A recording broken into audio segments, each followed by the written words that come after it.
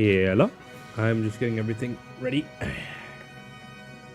have a little more energy today, so there is a non-zero chance that I will be able to go all the way to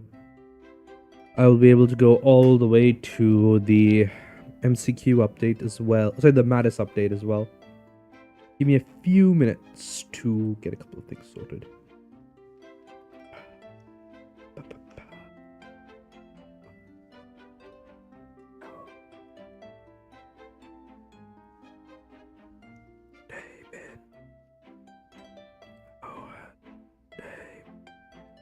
Okay, I'm not sure if that's actually working the way I think it is. Because I feel like the noise, the automatic cutoff is being messy. Okay.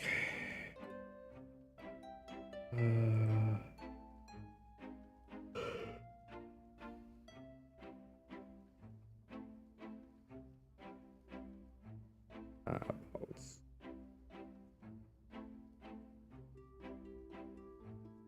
No tally. No tally.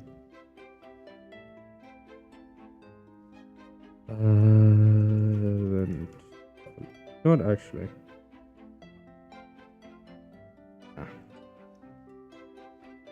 Let's just clean that up.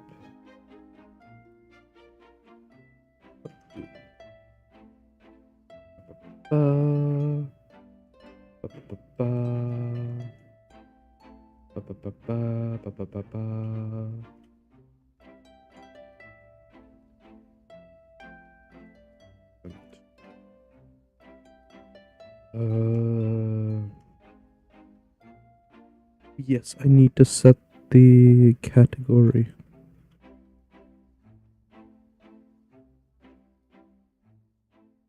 Me? No? I write like 1,000 words at most for an MCQ update. Usually it's closer to 500. And then... No, it's about 500. There was a zero. It's a order of magnitude less. For Mattis updates, I do 4,000 words. Well, 4,500, but yeah.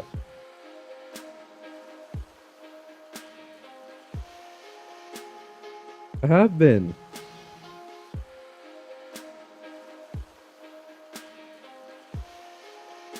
Things have been very busy, so streams have been shorter than they would otherwise be. But hopefully, the busyness will mean good things in the long term. And by the time it's all sorted, I will be free. Free to stream as I wish.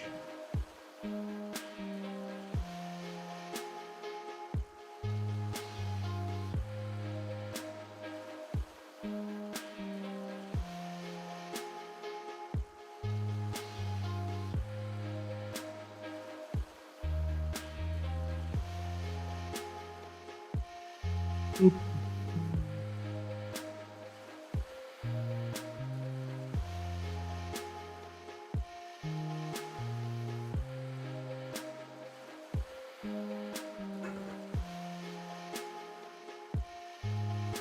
Do I hate, I guess.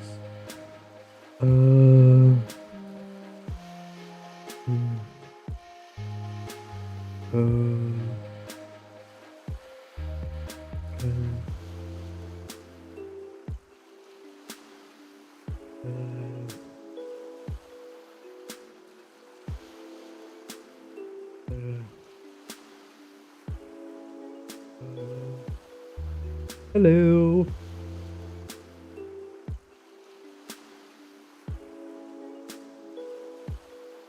I thought you were calling HR on me. That'd be weird. We don't work for the same company, do we?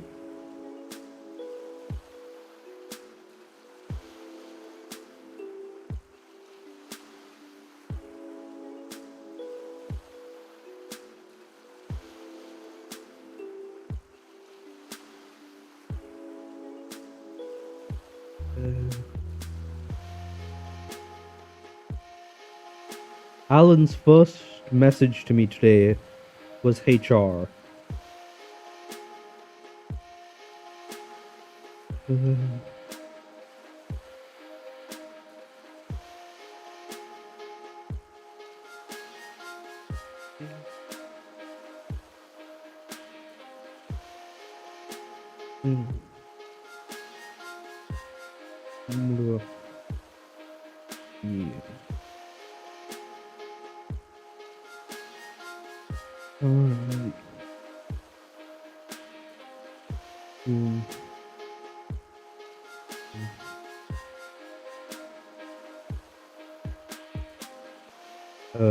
Potions.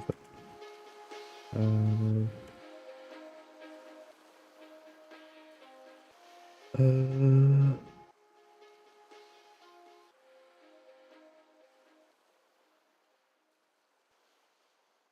mm, mm, uh, uh,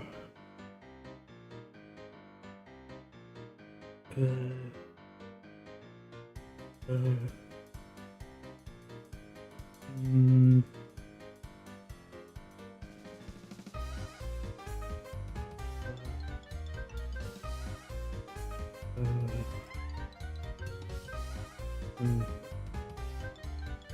mm,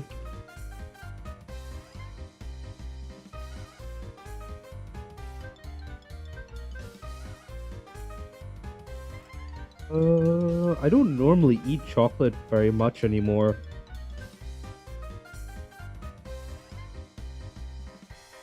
I mean, occasionally I will have like some chocolate that I melt down and mix into protein shakes and stuff. Because I don't like getting the flavored protein shakes. I just get like whatever the blandest thing is and then I flavor it myself. So I've done a bunch of like melted random chocolate to mix into a protein shake. But yeah. Among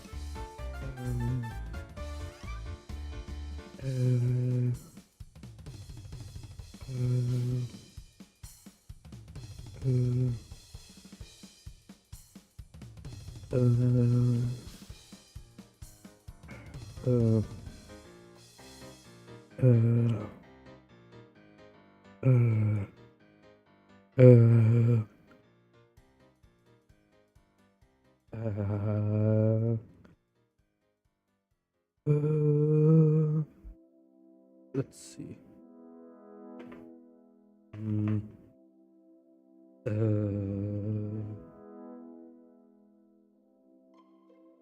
Sorry, my brain is kind of...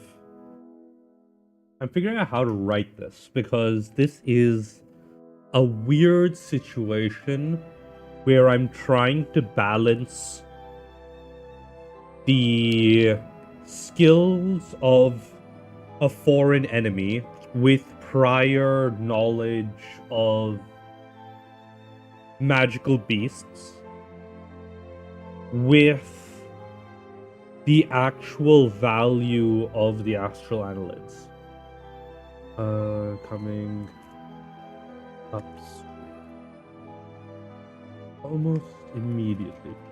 You see the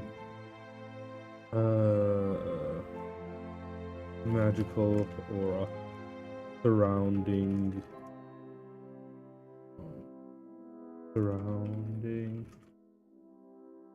the astral annelids are I do. But hold on. But I don't really need to for space battles. They have a dark mode. But yeah, astral annelids are puppets, right? Yeah, you definitely made them. Thing is, what they do is I mean, it's not the same. It's not like there's no one-to-one comparison between this and some foreign magical animal. That said, I did also previously say when you created this thing that it is kind of similar to how the Neverborn you encountered in the Mortal Quartz functions. If you remember that fella. Basically, these things eat eat magic.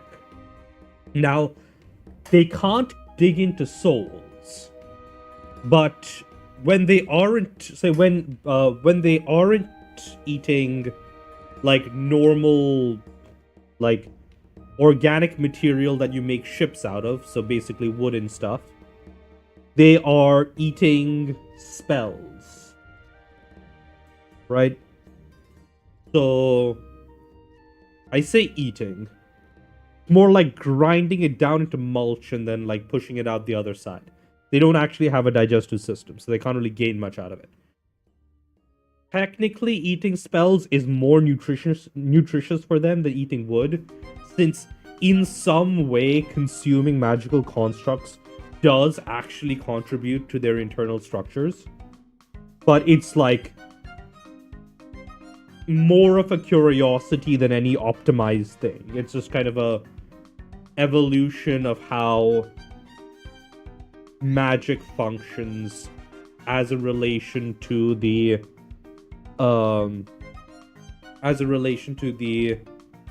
like capabilities of the enchantment in question. Still, it is what it's doing is not inherently dissimilar from how certain natural phenomena behave. In this case, like how Neverborn behave, which is Neverborn eats souls, right? They're like one step above more than a step above astral annelids. But there are also lesser things that are akin to astral annelids and Neverborn that predate in the immaterial realm. They just don't exist in the old empire because it's been a magical dead zone for about 300 years. Longer than that if you don't count the capital.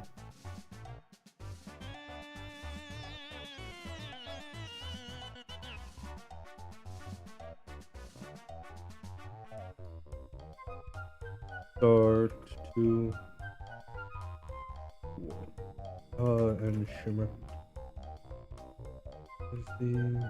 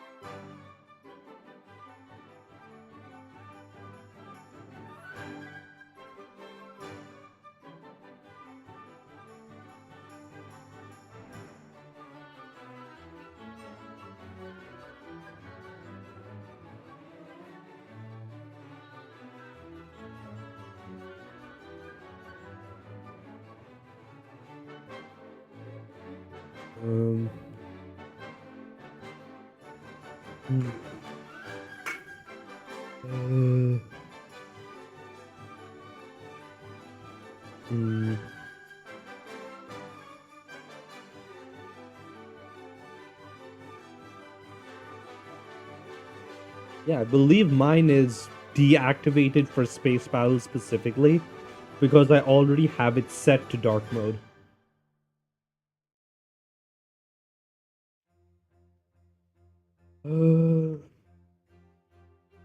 As the annelids go on the attack. Uh,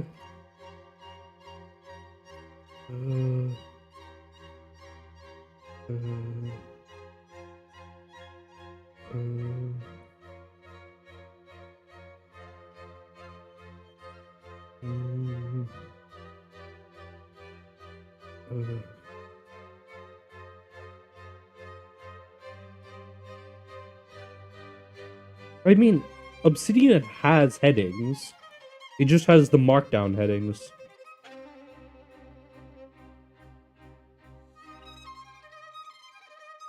Magical aura surrounding the ship to start to warp and shimmer as the annelids go on attack.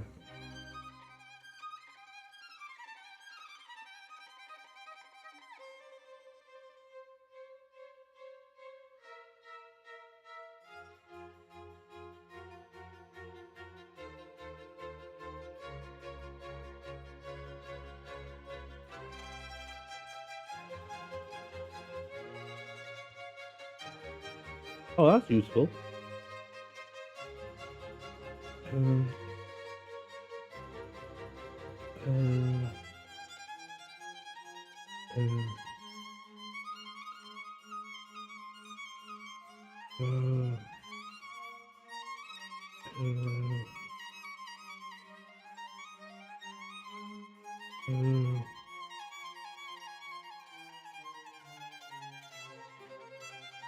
yeah, interesting.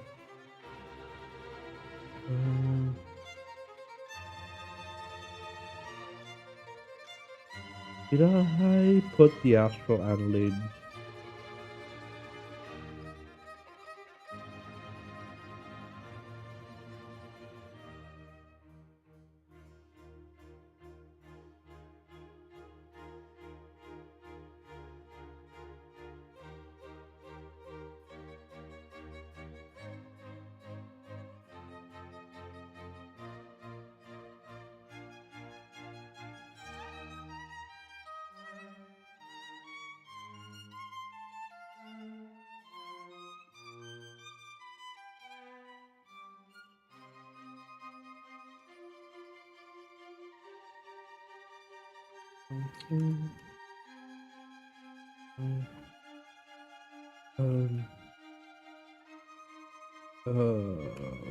Border.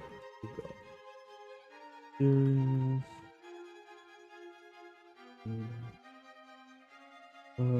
Collection of enchanted construct.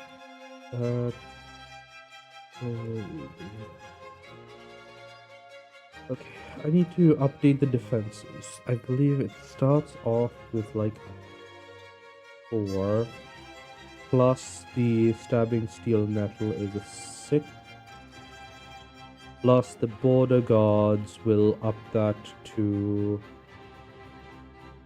10, plus the annelids will be up to 8.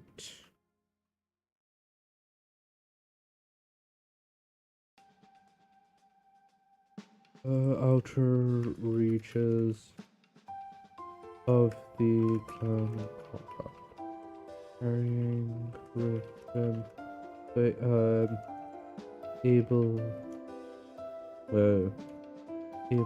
to detect intruders and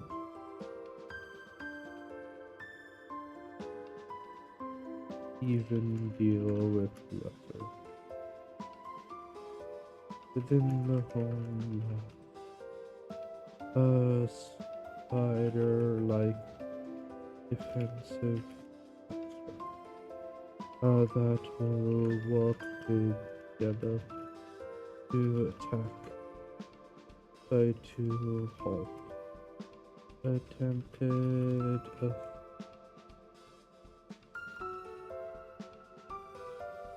I read some of the manga. It was a while back. I think I got past Marineford, and I read a little bit past that point, but I didn't really get through all of it.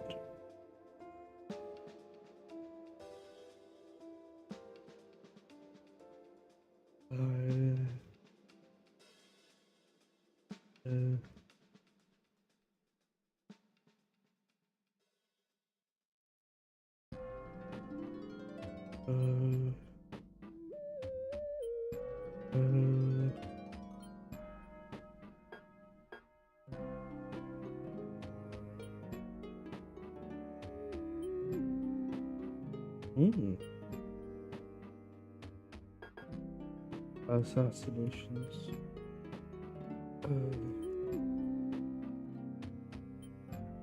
Able to walk to chase. And within the waters, the Sunni Valley,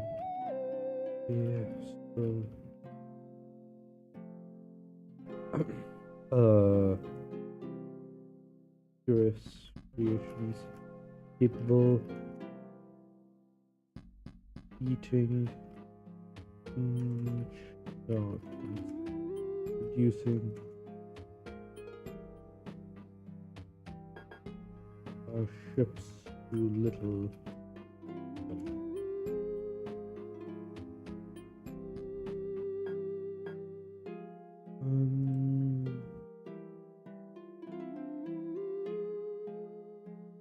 Cheers, man.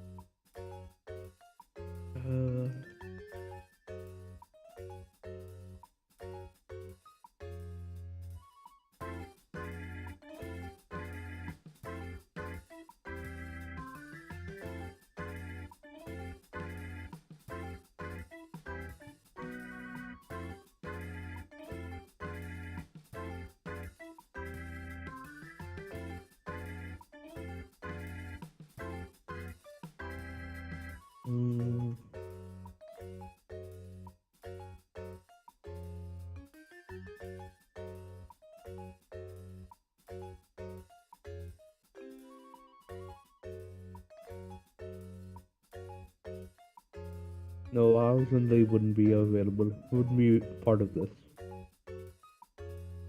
Hooded one does apply though. Difficulty About 2,000?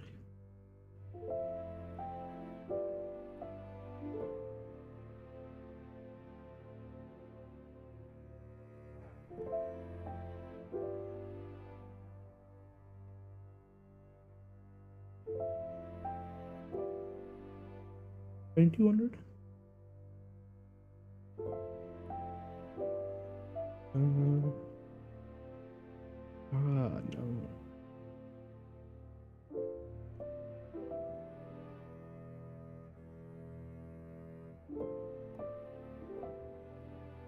$750. They're falling into mystical defenses. I think I set them to the equivalent of like 10?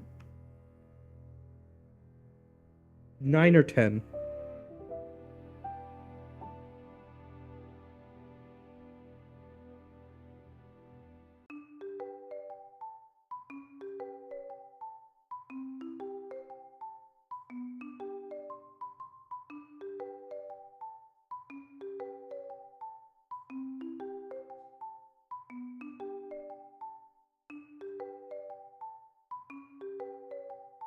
Uh,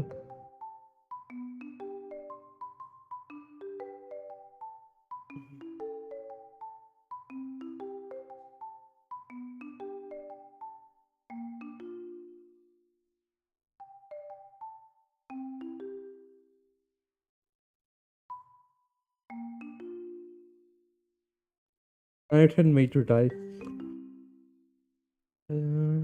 Actually, no. I'm gonna bump this up to 2020. Mainly for the memes. I will make sure it's reflected over here.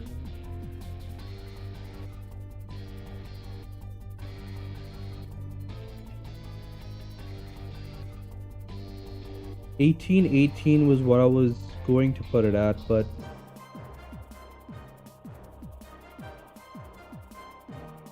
you get a buff because of the memes. I will never, like, downgrade things to fit the memes, but I will be entirely open to making you stronger for the memes. So having your defenses have a modifier of 2020 is totally something I will do, because I find it hilarious.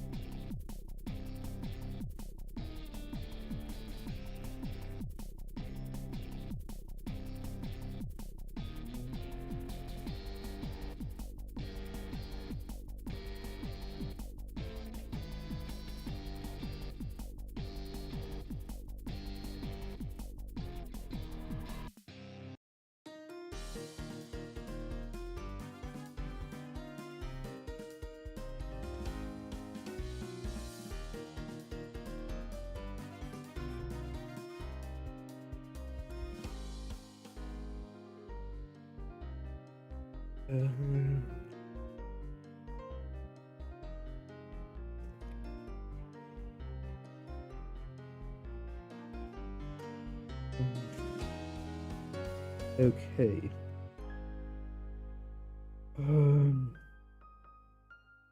Slowly, you see the clear air, the clear skies surrounding the ships start to shrink inwards as the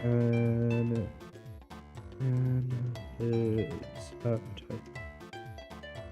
appetite outpace the efforts of your say of your um you can sense them growing more panicked as the uh, mm,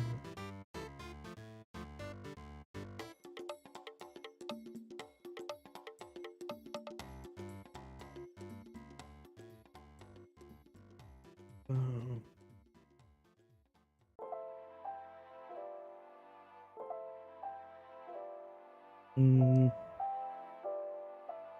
mm, mm,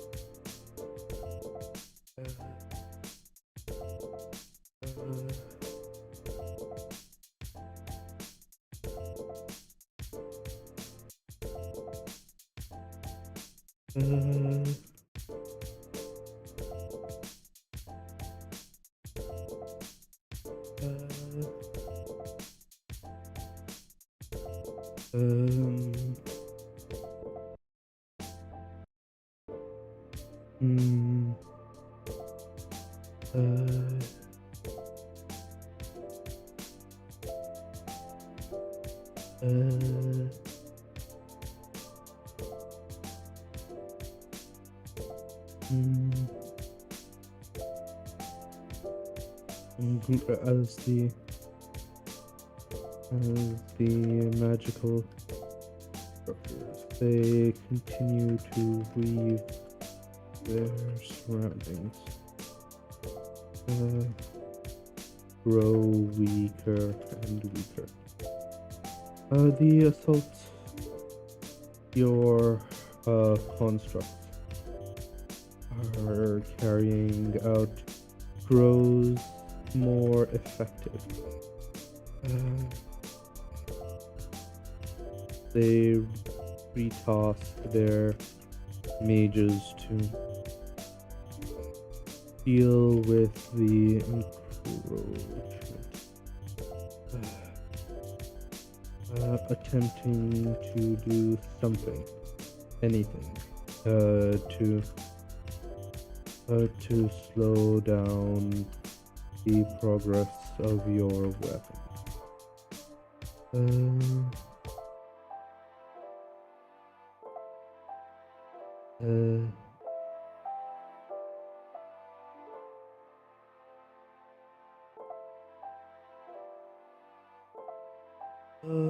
I don't believe you've mentioned it so far. Yeah, you've not mentioned it. I'm just assuming they're ready.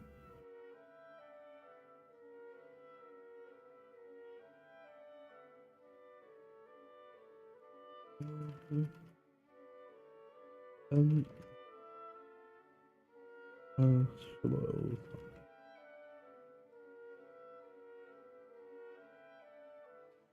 You and Takami will be on the. Oh, here. Ah, sorry, didn't see that. Airships will attack from range. Some. Ah, okay. I'll do a separate role for you guys dealing with the attack. Doing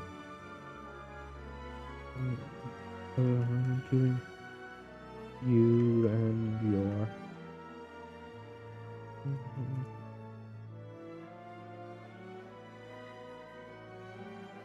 You.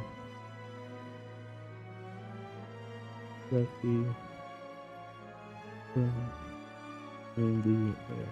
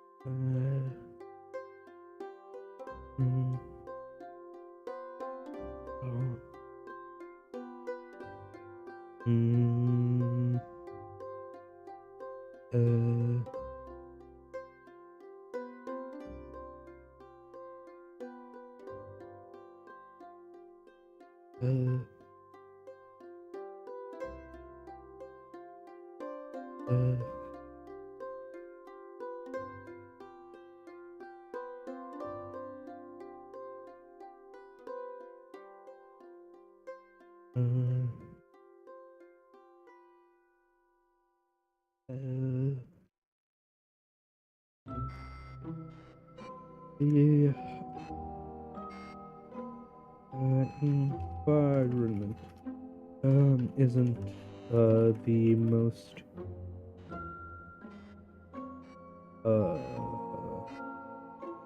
the current weather isn't the most preferable for the ships.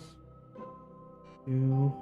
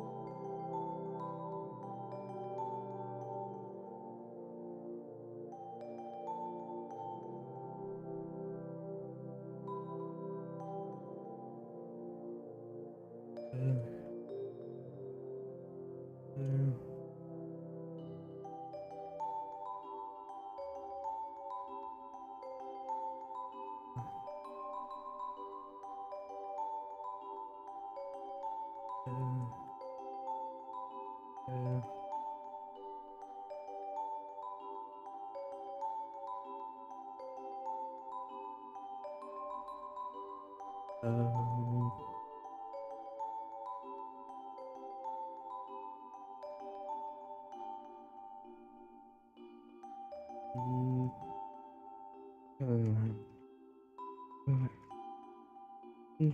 but me, no.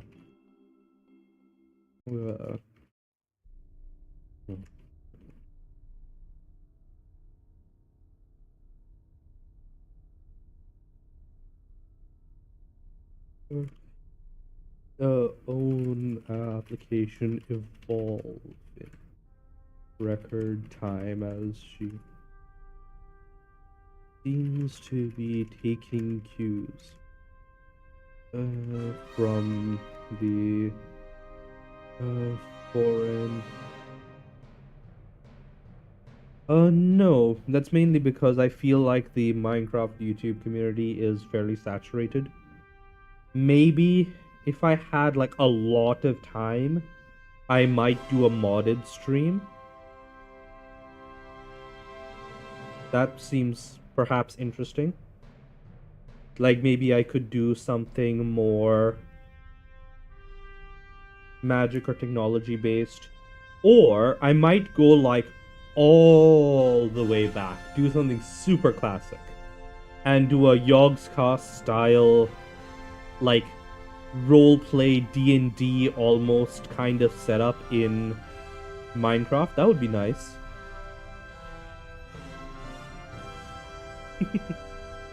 Yeah, I remember OG Yogscast. Uh,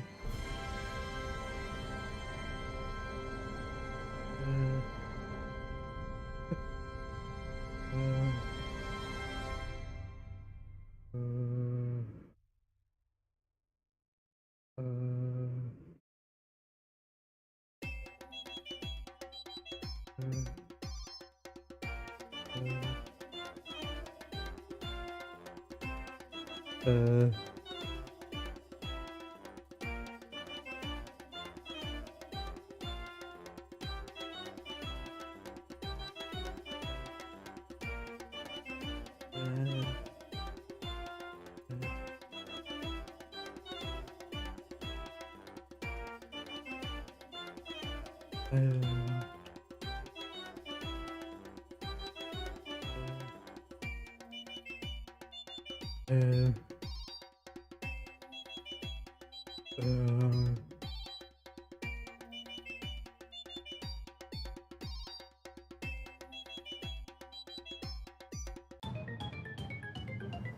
uh,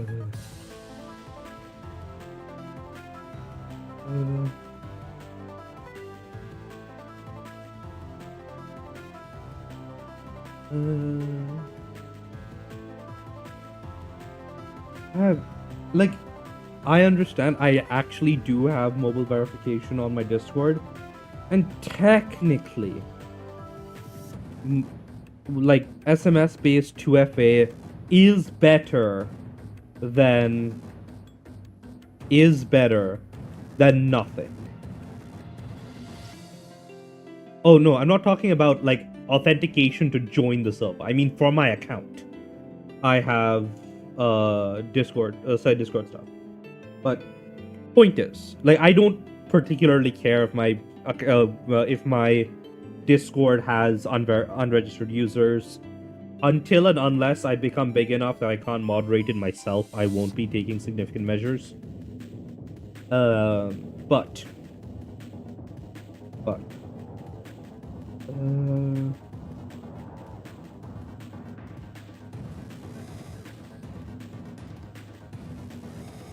uh, what's it called? Um, but like for your own account, setting up 2FA, I guess technically SMS is better than nothing.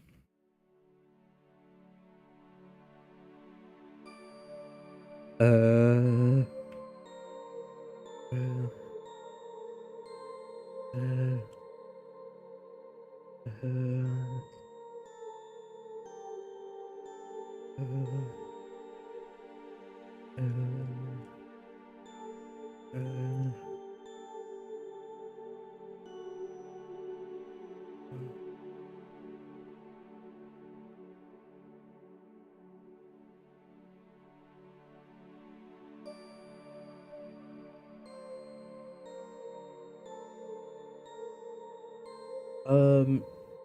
What I would do is, if it got big enough that I needed like active moderation, then yes, I would probably bring it up as a vote. Thing is, my website, say my Discord, should never actually have any NSFW stuff on it beyond links to other like age gated websites. Things like QQ or whatever else. I don't care if you go link to something else, but only as a link, no embeds.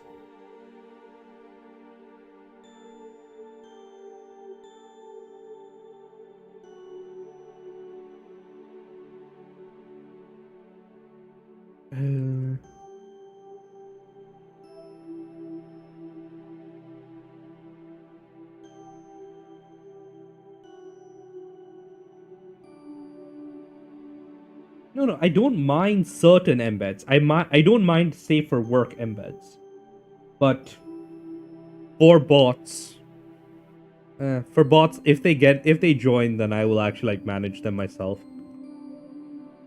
My server is not big enough for me to actually warrant doing that.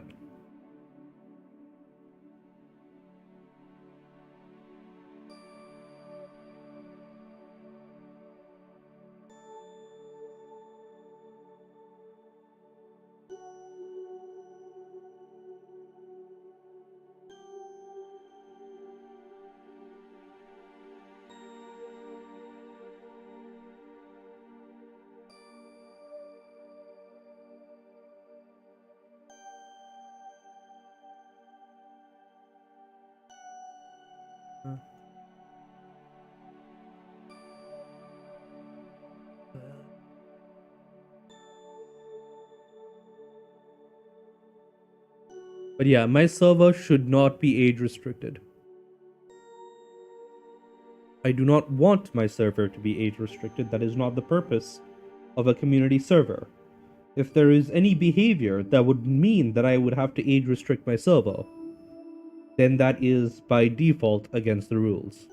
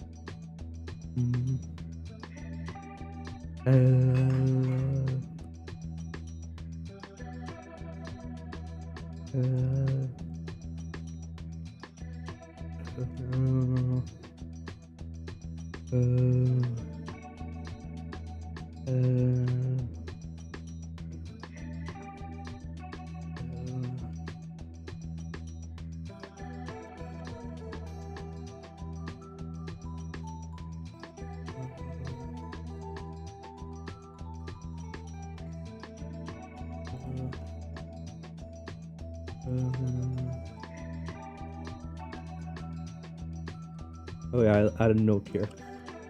Please touch and no for upgrade.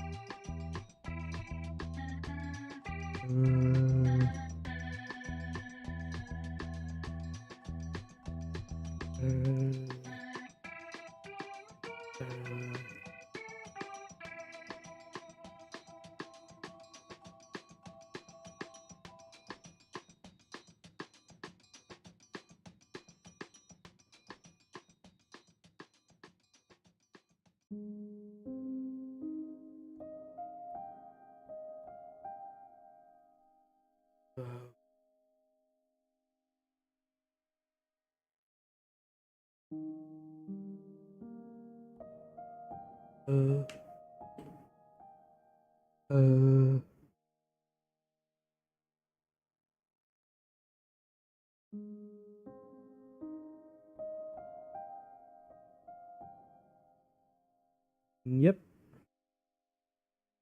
But you have to remember, see, the thing is, it would not better moderate the server.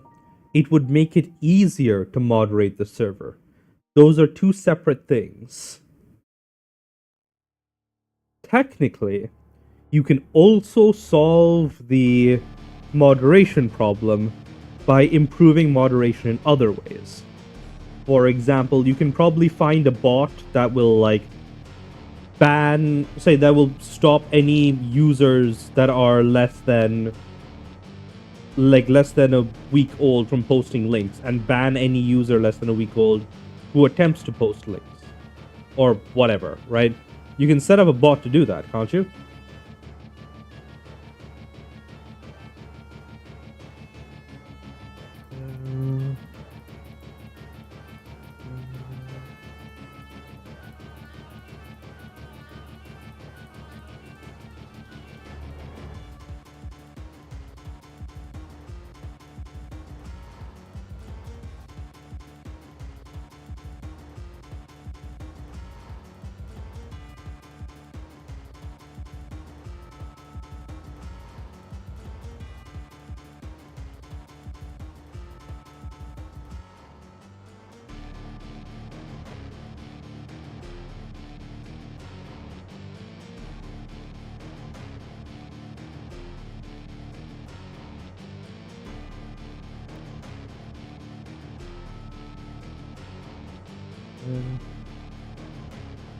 I've been forgetting to put this in.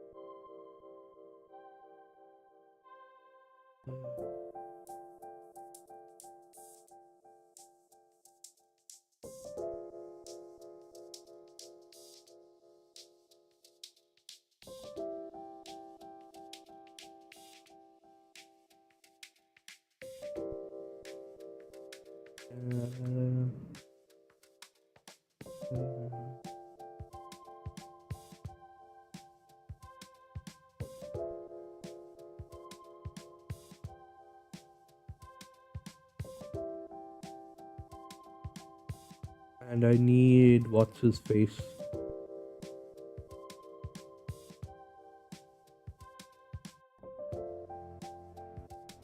Hey, Alan, are you there?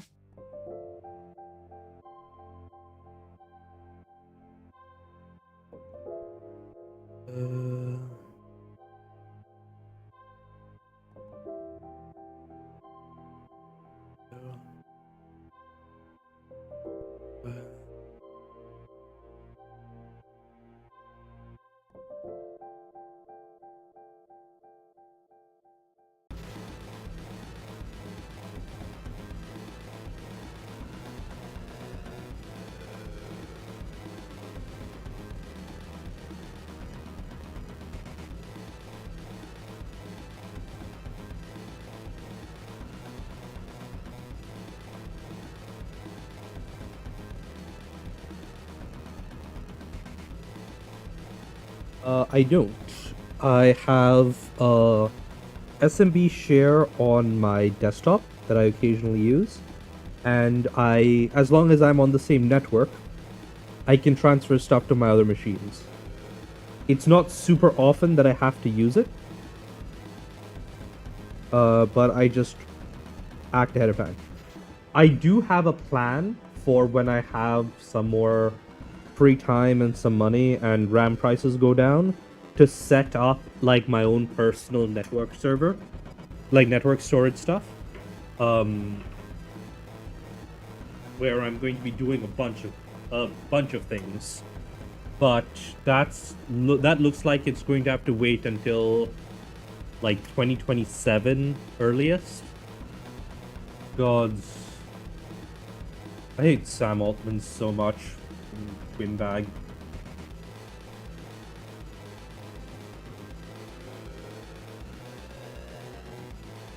Look, OpenAI did this absolutely boneheaded market manipulating stunt in late 2025. Basically, hey Alan, did we make more lightning things for Lanral?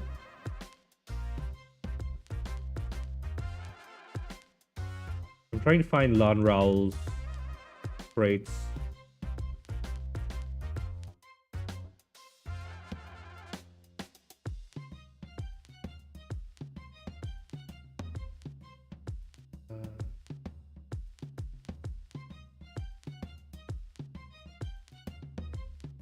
Okay. And we didn't. Then Lanral is there, but limited in the number of lightning thingamajigs. But yeah. So basically, so to finish answering your questions, Alex. Basically, end of 2025, Sam Altman goes, "Hey, I'm going to secretly go to SK Hynix, and I'm going to secretly go to Micron. Is it Micron? I don't know. It's two of the big semiconductor companies. I'm going to secretly go to these. Oh, I think it was SK Hynix and Samsung. I'm going to secretly go to these two companies, and what I'm going to do is I'm going to make them an offer for a shit ton of their RAM production, but I'm not going to tell them about the other plan, right? So that I can get cheaper prices. And then, once I have all of your, they're called wafer starts, but basically it's like a measure of their production into the next year. Basically, what it ends up looking like is OpenAI has bought something like 40% of the world's RAM production, theoretically. Realistically, it doesn't work that way, but whatever. Point is, he drops this news end of 2025. everybody fucking panics and decides that they need to buy a shit ton of RAM. Now, this is what caused the RAM spikes to like massively go right through the roof. Thing is, if he hadn't done that, RAM prices would still be high, but they wouldn't be anywhere near this high because the initial spike was all people panicking about, oh, what if someone else does the same thing that OpenAI did and buys a shit ton of RAM, like pre-buys a shit ton of RAM, right? And they're all panicking over RAM and they're buying shit tons of RAM. This means the RAM price go up. And then, of course, all this, say the semiconductor fab cartel decides, oh, this is a perfect excuse for us to raise prices. So we're going to use this as an excuse to prioritize HBM memory, which uses way more production for less memory, right? And can't be used in consumer systems. All the HBM chips that are used in AI systems aren't the same thing as DDR5 memory, but they use the same machines to make them, which means that if you're making I think it's just about for every gigabyte of DDR5 memory, for every gigabyte of HBM memory, you are so basically what Sam Altman did is he bought a shit ton of RAM. Everybody else panicked and started buying RAM. So the semiconductor companies basically all said, there's some stuff that's going on in the background here, but they all said, fuck the consumers, we're going to go all in on AI, we're going to shift all of our tooling to make HBM memory, because that's the way we're going to make, that's the way we can like jack up prices super hard.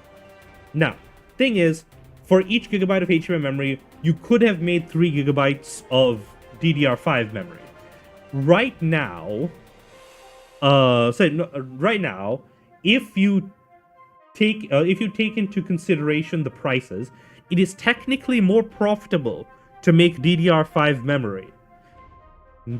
Thing is, all the RAM manufacturers basically all said, but we don't want to make DDR5 memory so that we can keep jacking up the price on HBM memory and making the limited DDR5 we're making even more expensive, right?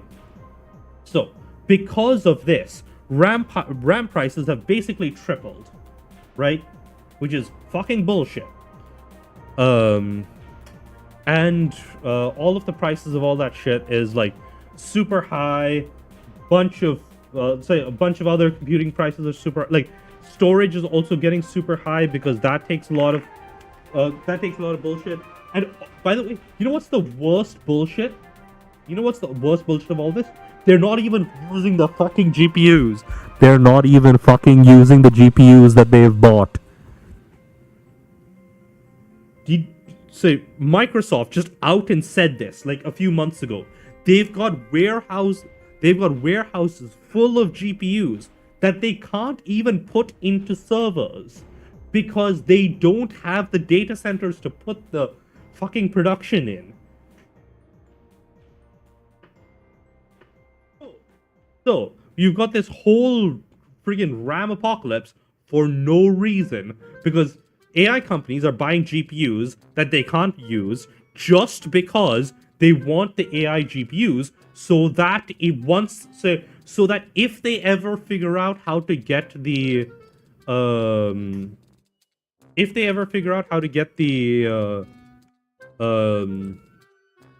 what do you call it?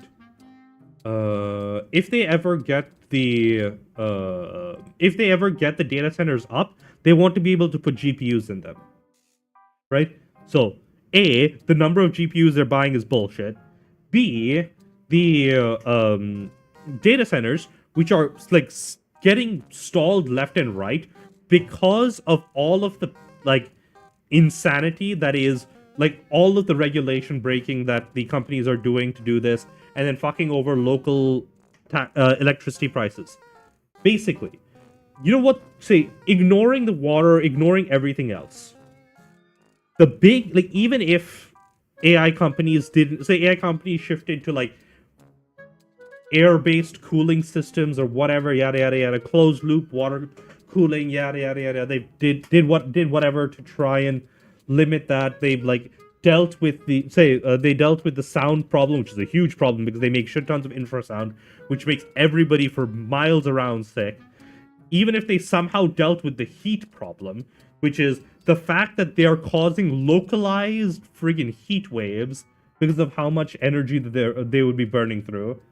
Even ignoring all of that, the thing is, all of these data centers that are taking so much power, basically, all of the places that they're building them in places where they can get like better tax like allowances, which are all these small towns, which don't have the energy infrastructure to handle them.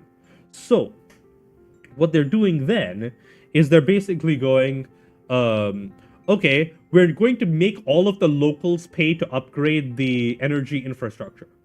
So you have like normal ass citizens in these towns getting like triple or quadruple their normal energy bills because the power company is like paying to get new infrastructure added. So all of the locals are getting fucked over because the city wants the tax revenue or wants the discounted tax revenue for the data centers that might get built there. Fucking like absolute trash, I tell you. And none of this is necessary. None of it. None of it is necessary because we're already seeing that like the upper levels of no, because so Sam Altman was the one who approached the seller saying, "Hey, we want I want to buy like 40% of your production," and B, he did it in secret between two separate companies and ate up a shit ton of the semiconductor manufacturing for the next year. Right? Like, it might actually even be longer than that. But the point is, he bought a shit ton of stuff for no reason, caused a bunch of problems. Don't like the guy. Yes, Samsung and that one also caused problems, but that's a separate thing. But the other thing is, we're starting to see the kind of limits to the whole, say the limits to LLM technology. Like, hey, maybe some other AI technology will come along and be more effective. Probably won't be. But, like, when you strip away, like, I've worked with a lot of frontier models for work, right? Like, in my work, I've been using different AI models. They are not that much better than, like, things. I've worked with, like, the proper APIs and crap. They're not that great. Like, people claim they're good, that they're, like, somehow significantly better than that one. Yeah. And the thing is, all of the giant frontier models, right? The one with, like, trillions of parameters, they're super expensive to run. And now that the cost of running these models is becoming known, people are like, oh, let's look at the smaller models because they're more cost effective. And like, oh, okay, like, well, smaller models get like 80% of the 80% of the efficacy. It's just at like, but it does it at like a quarter of the cost or less. Yeah, lesser performance. But the thing is, if your best models still aren't better than a person, right? That means that you cannot pay as the same amount for the best models that you would pay for a person. Because when you think about it, right? You can get a cheap developer so you can get a developer for like couple $1,000 a month, like, depends, right? Like, you can get a decent developer, like even a 6-figure salary, right? Let's assume that you're talking about $100,000 a year, right? $100,000 a year is like, I don't know, or let's say $120,000 a year to make the numbers round. You get like $10,000 a month. So let's think about how much the Claude tokens cost, right? Now, I eventually tracked down the thing. It was from Semi-Analysis or something, where they did a calculation of how much the things cost. But supposedly, the cost for like some of the higher end models earlier was like almost 8 times what they're costing right now. Like, assuming you use it to the max. But like, I have seen the costs for running, like, for business operations, right? The actual API cost. It is very expensive. And like, that's with the smaller models. Like, that isn't the like frontier models, right? But let's take one of the like NVIDIA Blackwell GPUs, right? Blackwell GPUs.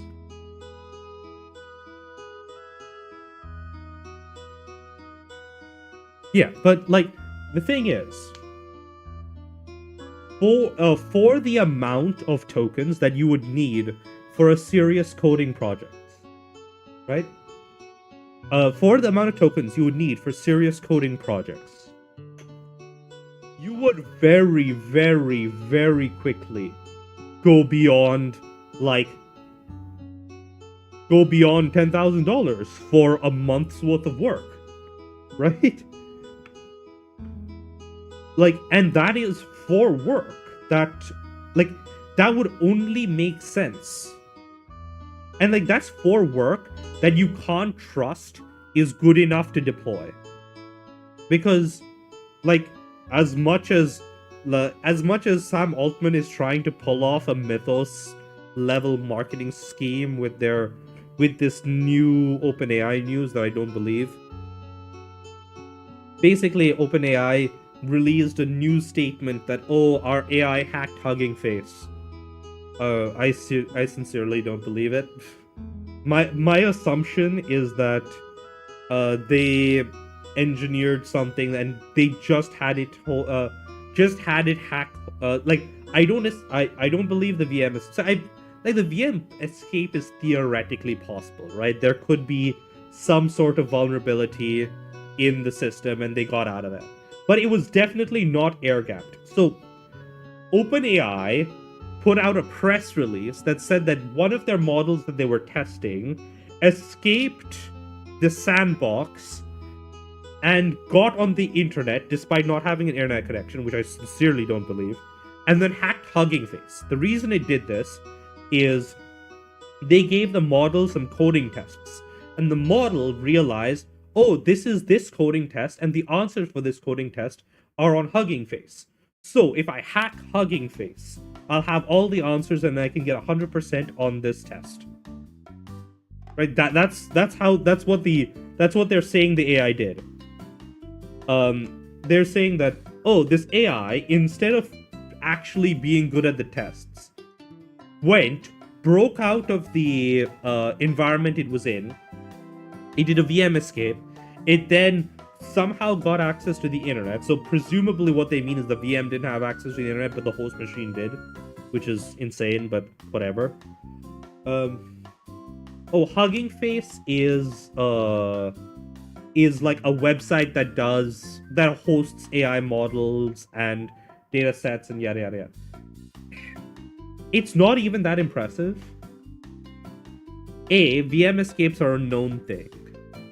B, like, what concerns me more about it is that clearly OpenAI is not the people that you want to trust with developing anything resembling like a self like if their goal is AI superintelligence, and this is the safeguards that they're putting around things that they're trying to turn into an AI superintelligence, then I think that they're idiots. And I don't like this makes the likelihood of them actually making AI superintelligence even more remote. And B, it means that they are definitely not the people that we want developing AI superintelligence. But yeah. No, AI superintelligence is not possible with LLMs because LLMs are a shitty autocomplete. Well, not shitty, but they're just fancy autocomplete. That's all they are. They can never do something that they haven't seen in some part of their data set. Even if you could theoretically create the best LLM possible using all the knowledge of humanity, it's only going to be as smart as humanity, which means that it will become outdated almost immediately. This is why you should never use LLMs to create anything, because it is ultimately just bad plagiarism. I mean, I'm being like exaggerating. I'm exaggerating things there. Use LLMs as tools, but use them as tools. Use them to teach you shit. Use them to like make stuff simpler. But don't just like, oh, I don't know, I want to make something that's like actually important that I'm going to give to other people. That's not a thing that you do with LLMs. You like it's what I call the manager paradox, which is the reason I think AI has gotten so far. Right? The thing that I think that like big like major business people like about AI is because it makes it so it gives the managers the belief that they are it gives the managers less credit to share around, where basically management says, oh, instead of having to rely on people to do this shit, we can just have the AI do this shit. It's perpetuating the belief that management is an additive endeavor.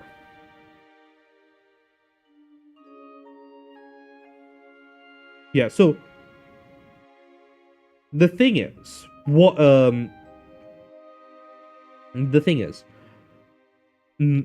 the popularity, in my opinion, the popularity of AI is basically an extension of the idea that managers are somehow creating value. Right? I don't think that they are. I think that they're subtracting costs, which is a different thing. And it's a thing that gets confused with creating value. And because management are are in control of decisions like money making, they obviously value their role in the process more highly. But management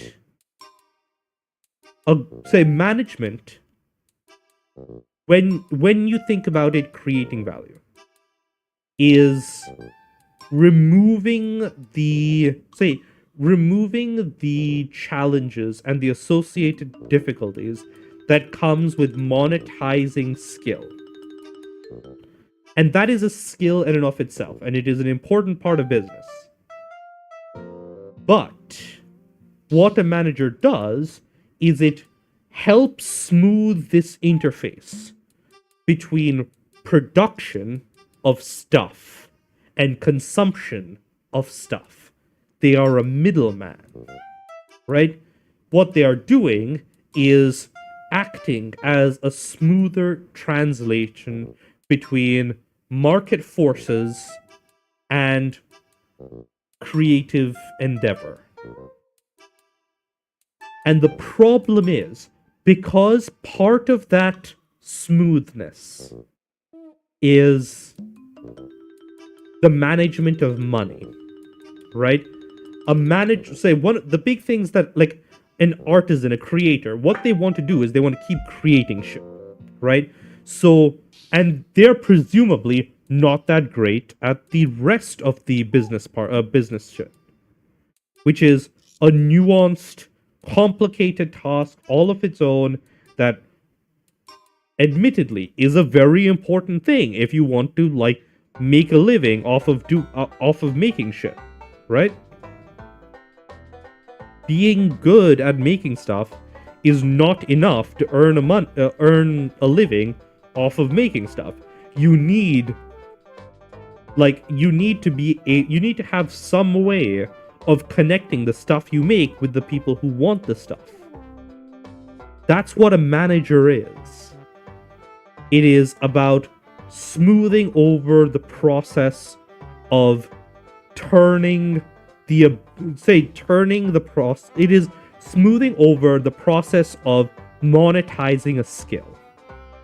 That is a skill of its own, and in itself, it is like it does have value, but the value should be towards the towards the creator. The problem is, some people, like business people, think that the creators are creating value for them, and they are adding value to this by then bringing it to the right people. They are not. They are removing the costs that come from people who can create, who have in-demand skills. Yeah, so what basically managers are saying that, hey, despite the fact that I'm not doing anything that adds to what people want from our business, I am somehow the most valuable part of this operation. This is not true. What the manager is doing is basically removing all the shit that makes the creative people less productive.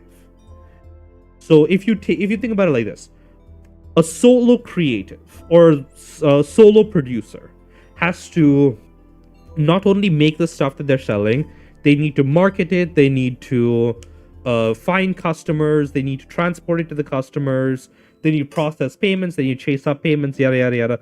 There's a whole bunch of shit that the person has to do beyond creating stuff. Presumably, if they're good enough at creating stuff that other people want the shit that they make, they're also probably not as good at the other shit. They're not as good at managing people, say at like marketing it or whatever, yada yada yada yada. Now, what theoretically what can be done next is you find people who can help you with that stuff, right? Who can, like, oh, you have a marketing person here and they're going to help you market your shit, right? So now I decide, okay, if me not having to do marketing means that I can make another thing, right? Another thing every day.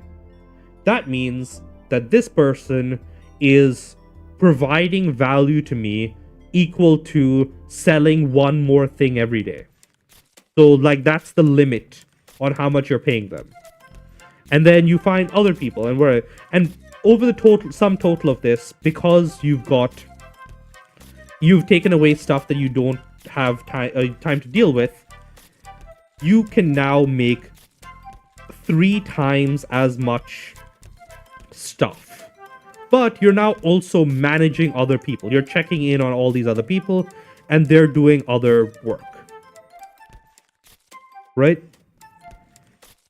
So now you're like, okay, I'm going to get a manager. A manager is someone who is able to someone who's able to, like, keep track of all of this stuff for me. That frees up some more of my time. I'm now able to make a little bit more stuff. The manager will claim credit for all the other people you hired and say, all of these other stuff that is happening that has improved your income, no, that's because of management. Because you are now only worth what you were originally making. All this all of this value that has come from bunch of other people doing shit and also me taking stuff off your plate is somehow not your production. This is my added value as a manager, which is idiotic. It is people taking advantage of the fact that they are in a position of power to exaggerate their own contributions.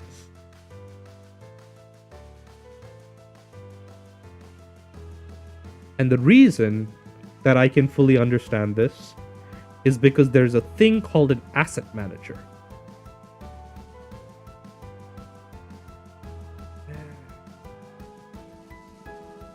I keep this fairly separate from my real life.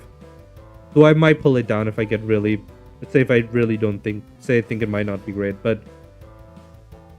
I can keep my I can act separately and have views that are separate.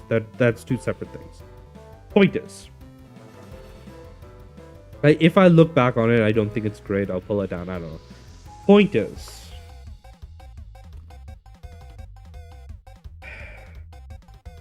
God, it's my brain. Yeah. Point is, so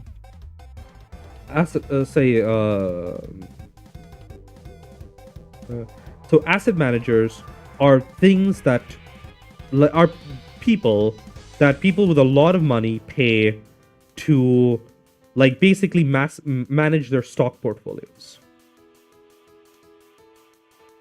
And what those people do, they do a lot of work for people with money, but their added value is considered to be just a small part of the overall profit generated. Which tells you something, doesn't it? That the moment that it isn't, like, someone who has to work for a paycheck, suddenly, management is not that important. But yeah, I'm just frustrated.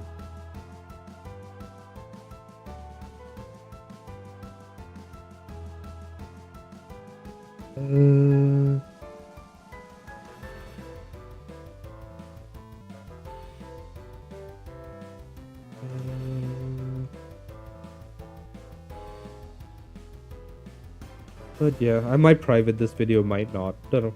We'll see. If it comes to me.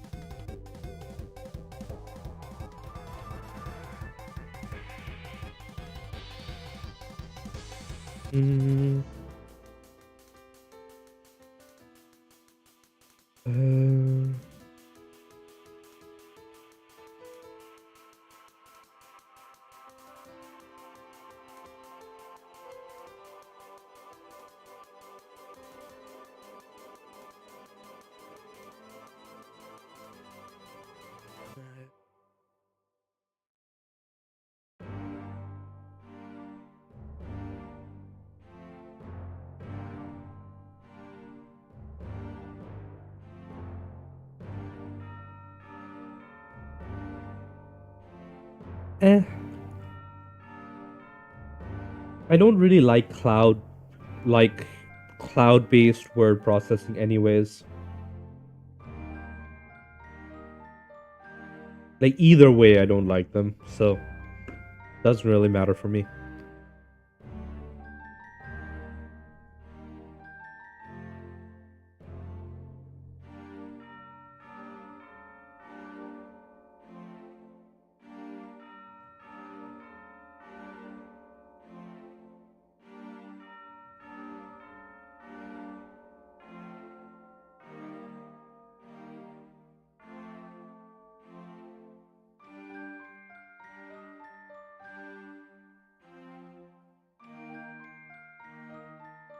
I use it a bit.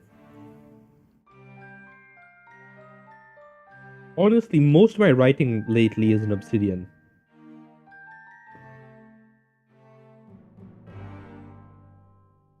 Privacy concerns, they don't want AI nonsense.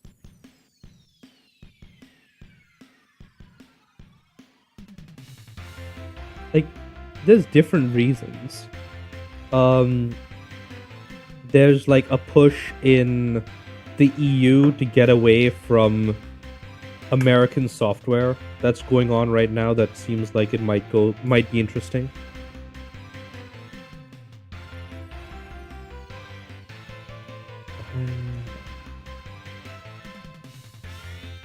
Back to autopilot.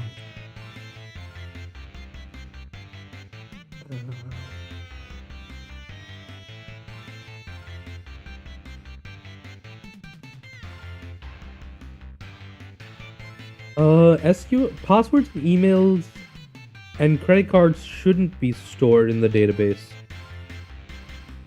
Well, emails, yes. Passwords, not so much. You should never be storing passwords in plain text in an SQL database. Credit cards, yes, I guess, in a certain sense. Yeah, so the way you normally store passwords is with a hash, which is basically there is some random password. This gets turned into a short, like a fixed length sequence of numbers. Usually, you also add a salt so that the different people with the same passwords don't have the same salt. Same like hash for their password, yada yada yada yada. But yeah, you don't store plain text passwords.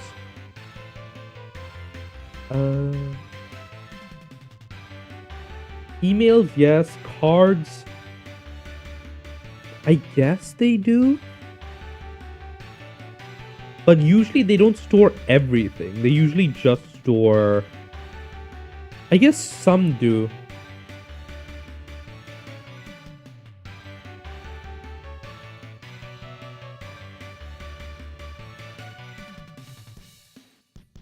Yeah, I guess so.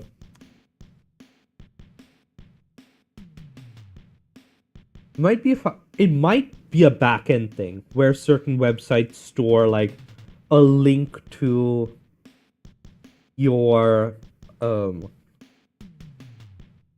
like a banking registered password thing where basically your bank gives them a token or something. I don't know.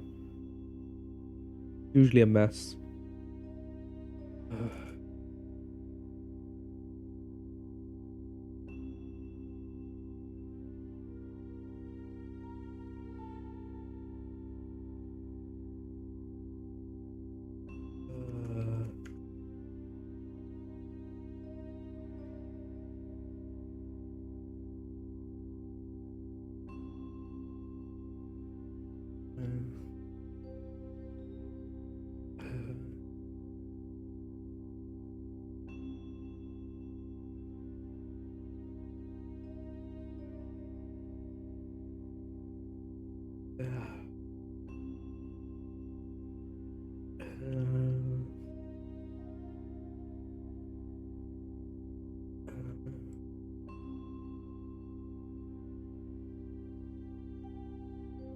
Of course, smash into it.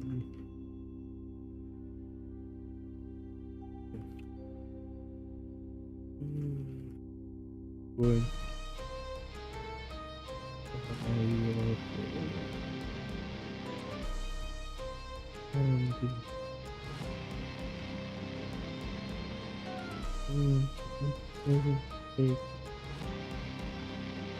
Surprise.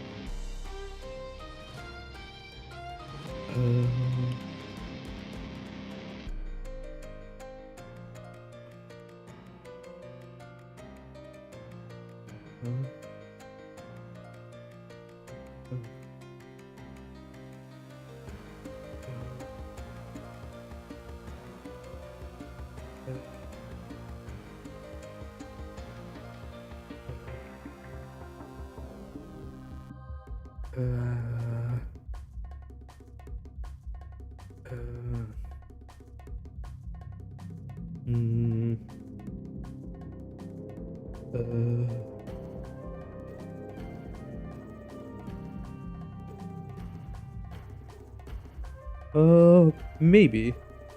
As soon as I'm done with this, I'm gonna try and push for a little, like I do feel up to it, so yeah. It doesn't take long for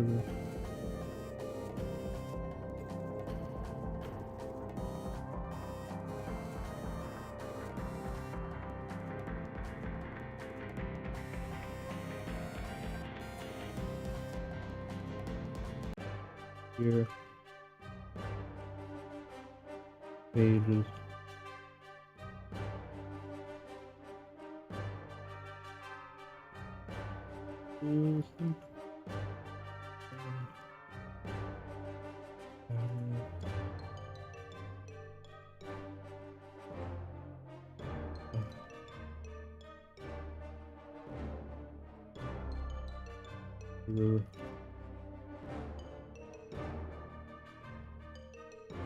You.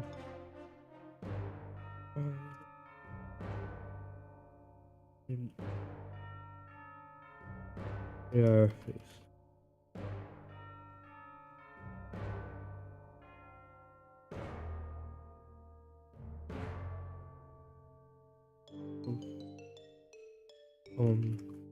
Here next.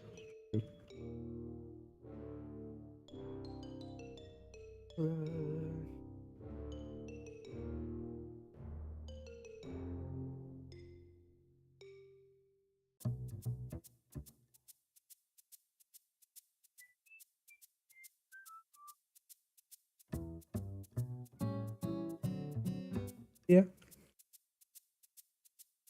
that's to be expected.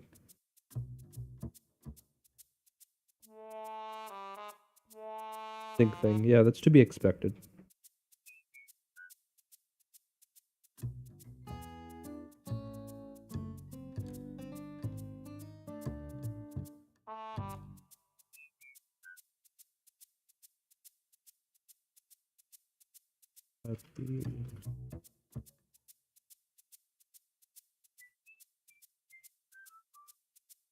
The thing is, I generally have a good idea on if I'm going to need a file on another system. So I just have a local SMB share, which doesn't take too long to run. So I don't need like transfer between like devices that are super far away, right? And I don't type on my phone or anything. So if I want to grab like a couple of so SMB or Samba is a file sharing protocol over your local network. That means it isn't transferring from it isn't going over the internet. Technically you can run it through like a Cloudflare tunnel and make it available online, yada yada yada yada. I don't. I just keep it simple because I just have it run through my PC. Super easy to set up if you're on Linux. Also pretty easy to set up if you're on Windows. Slightly more involved, but not really. And that just runs as long as you're on the same Wi-Fi/network as the computer in question. That's what I have, basically.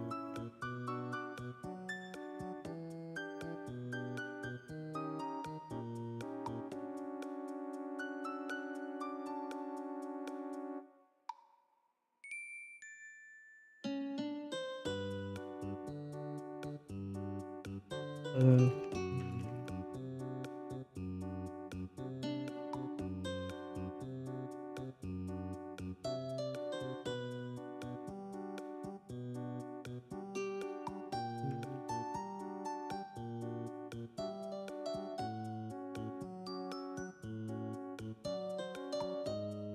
You do you, man.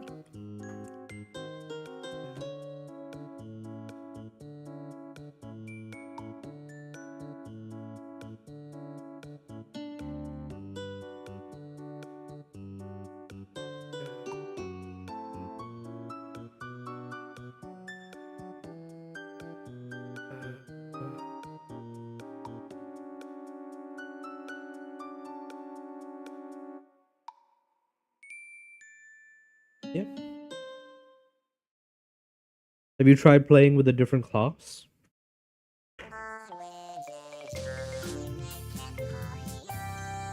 Or does Adventure Quest not have classes? I don't really recall. They usually do.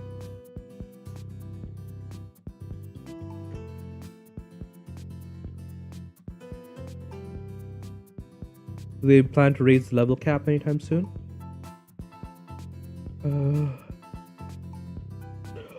Top much bulkier body. One that has the features you would associate with the people of the orchid court.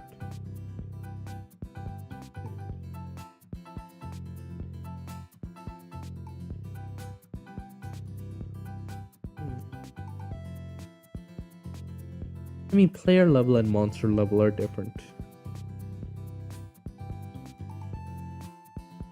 You usually want monsters that are a lot lot stronger than players to force like group raids and stuff like that.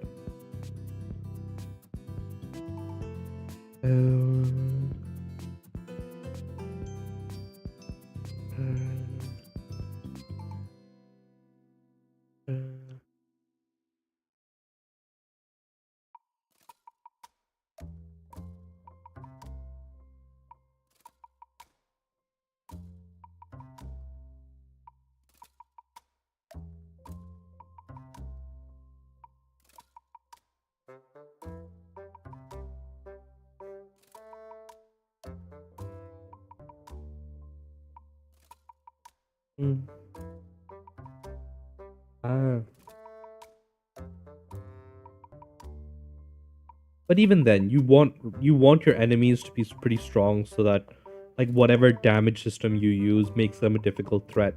Because presumably enemies don't really use items, but players do.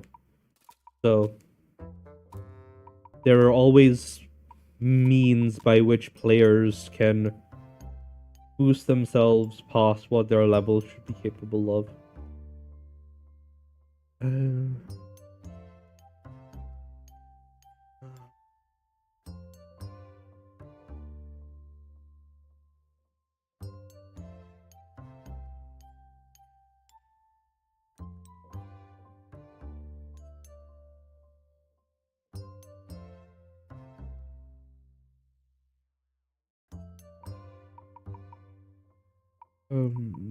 Don't feel like that.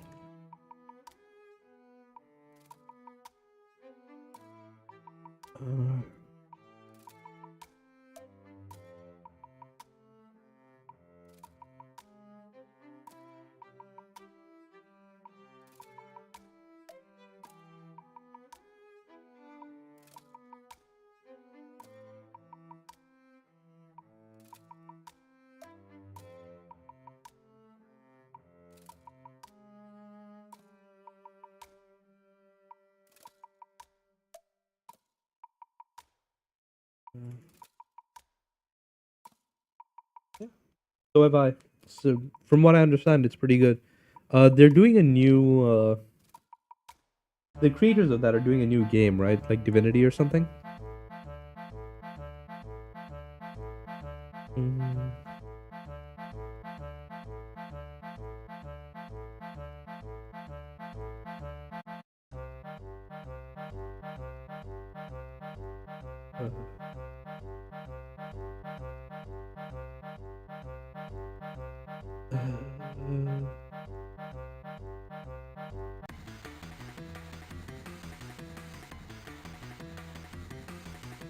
Uh,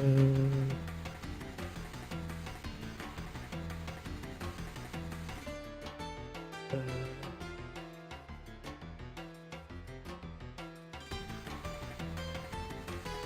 hmm.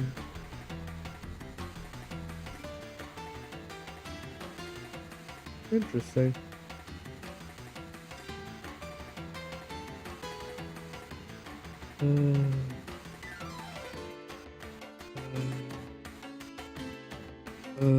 The hidden space turns towards and with gesture, the water around the other ship explodes into murky.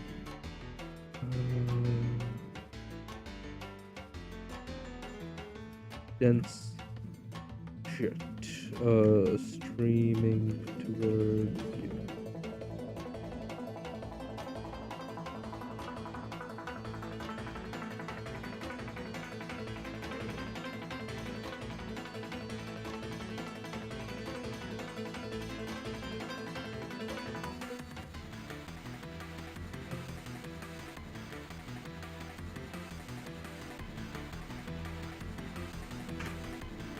There we go. Let's get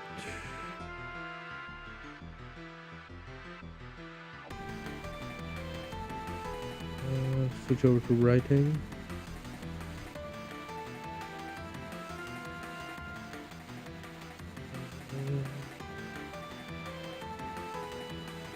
I mean, technically not a lich.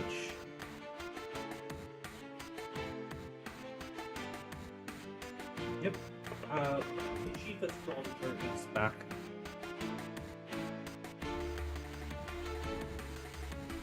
A lich is an undead that has trapped their soul in an object so that they can survive the destruction of their bodies.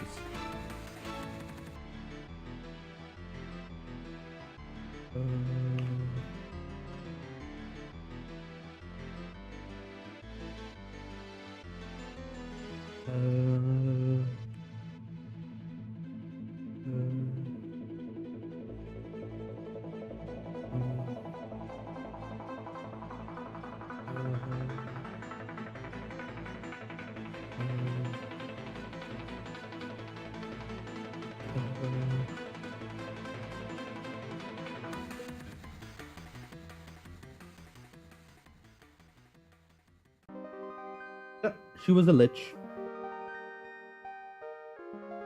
Though to be fair, in anime, they tend to make a lich basically just a very powerful undead mage of some kind. But the traditional Western concept of a lich is a powerful magic user that has you mean Takami's? Yeah, she can still pull it. She can pull it back if necessary. And there's plenty of like lightning to like keep casting it again and again.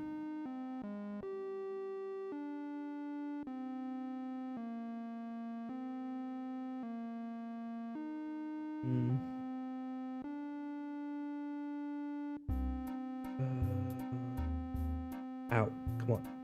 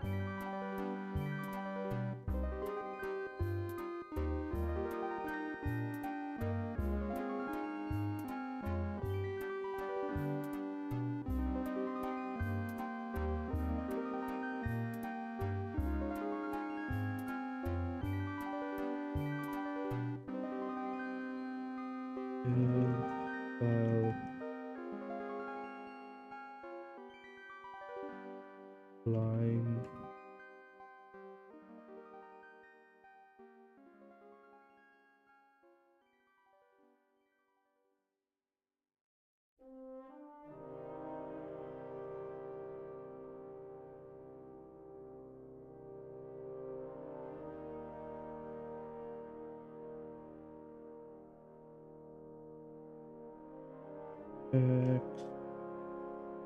Align maybe.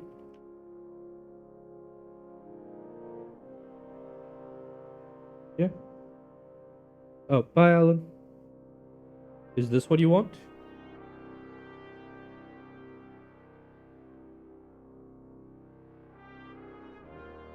There's also this.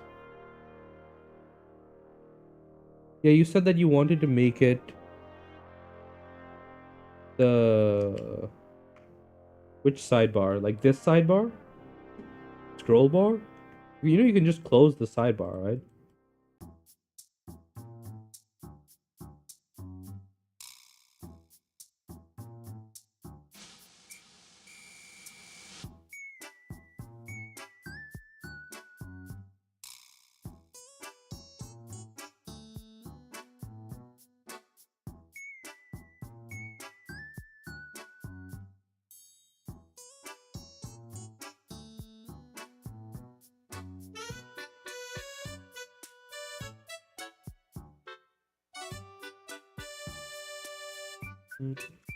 Even so.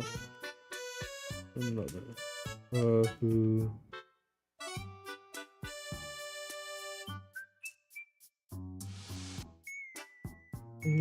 quickly file... Grayson is already there. I believe I can do like margin. So there's this, right? This doesn't have very much spacing right now. So I believe I can do like div style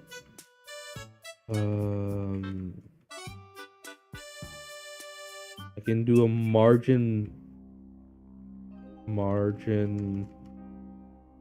dash bottom 12px. Yeah. Now obviously this is bigger than it usually is, so I can do it as like 40. You can see there's space under there from the div.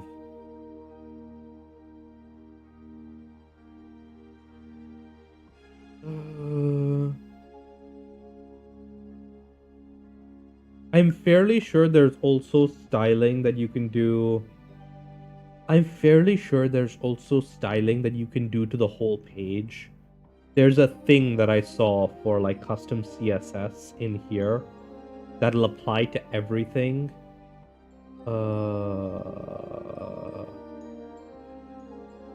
Appearance. Yeah, CSS snippets, right?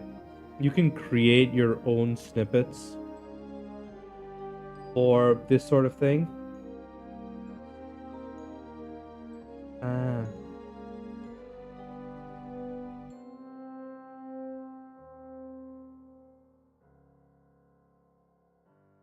Meh. You can, I think you can probably do... Did I do something like this? Let me see. Div style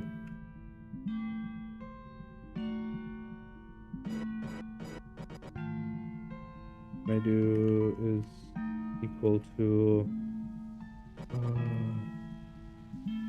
interline spacing HTML by CSS.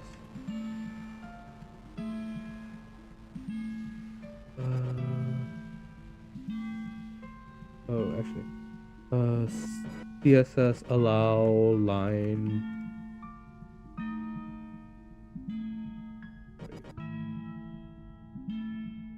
You line. 1 second. It is. Yeah, here it is. Line break. No.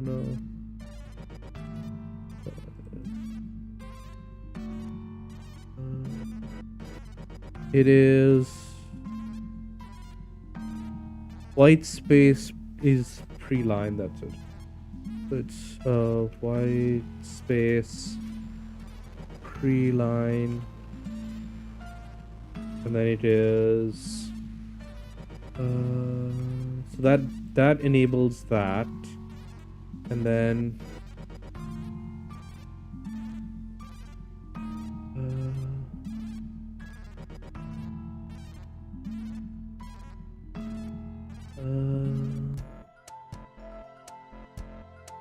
HTML paragraph spacing with readline.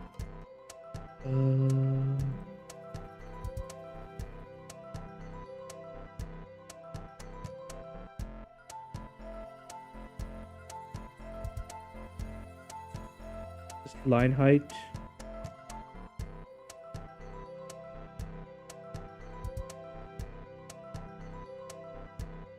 CPX.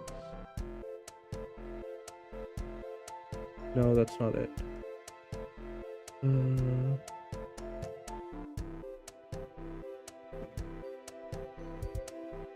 That's not it.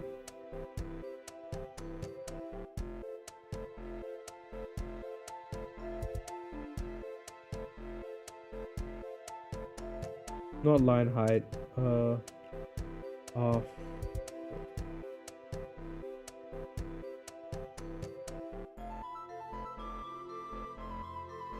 No, that doesn't work. Okay.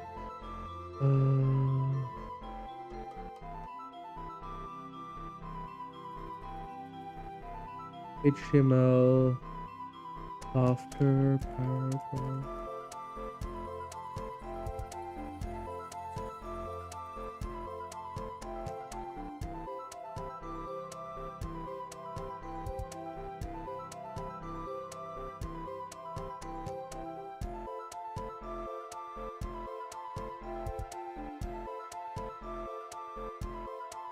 Okay, it doesn't look like so there isn't one that I can see right now. But no, margin bottom only works with what do you call it? With things. The problem is HTML presumes that you use paragraph tags or paragraphs. So like, I guess theoretically you could do like a... Actually, what happens if we do a style tag? Whatever.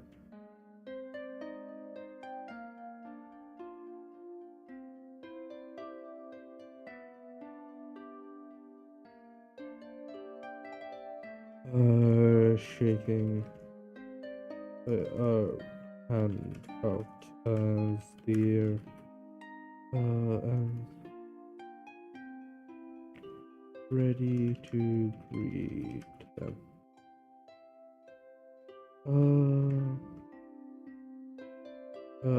Fairly placid. And her emotional presence not strong enough to overwhelm rest of the group. Sure thing.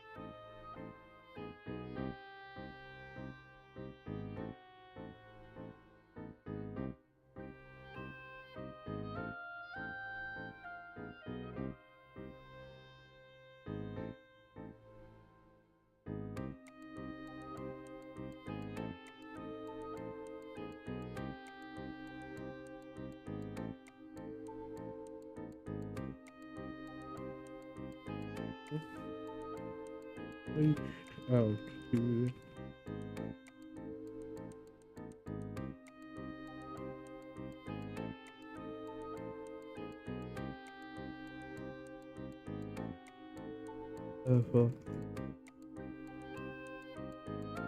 hey.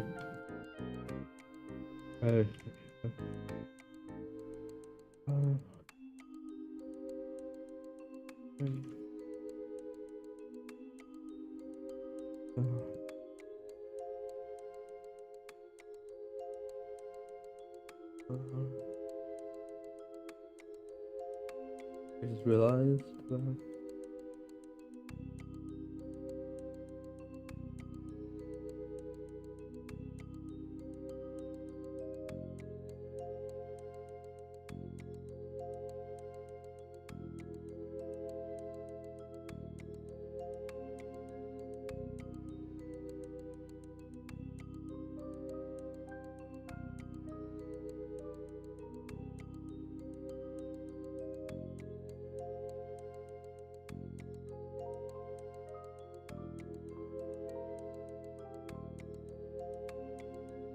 Like it.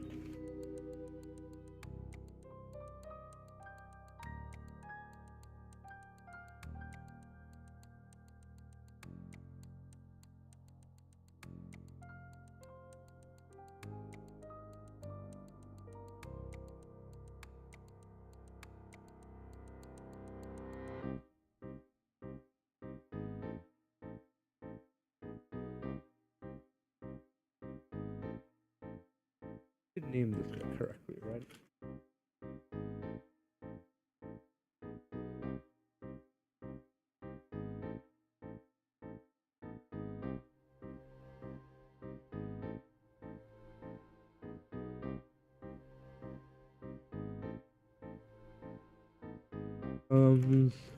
Bro.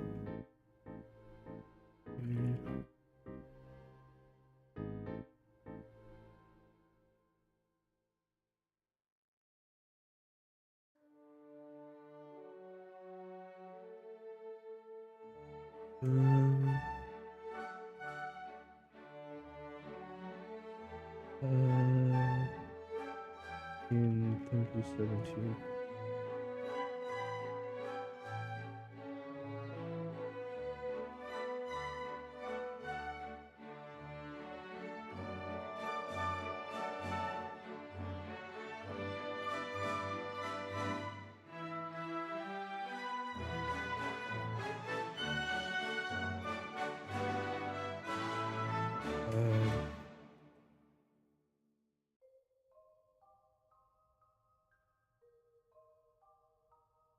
Is it before?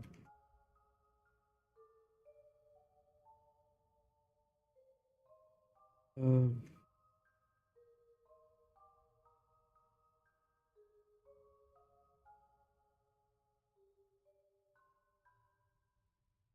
uh,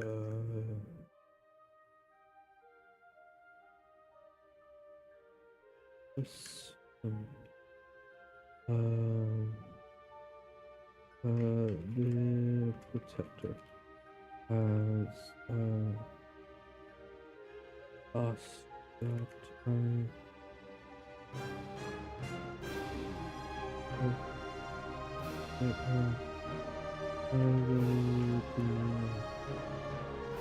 make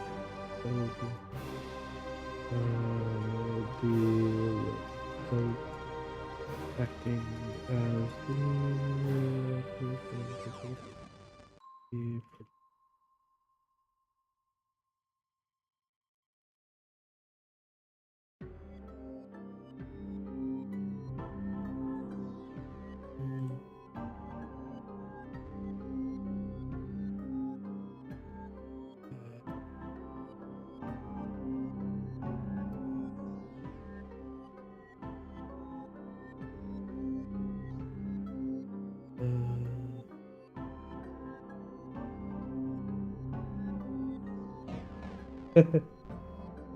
Thank you.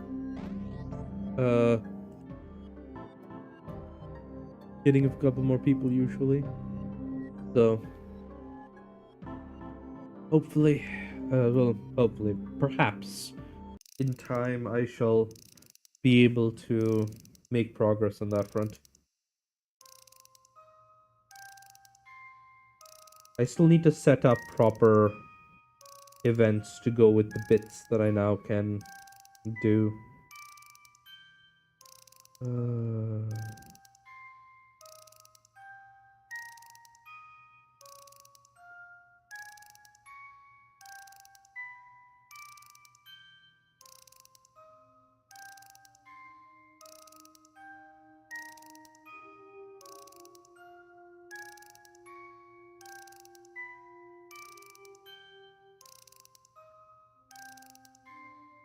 Um,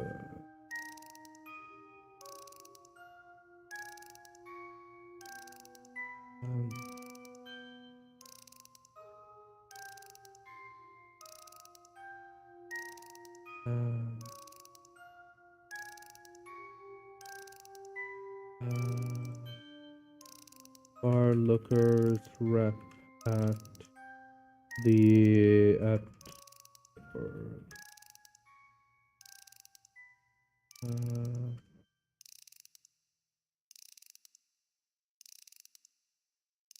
oh wait, I misspelled Orion.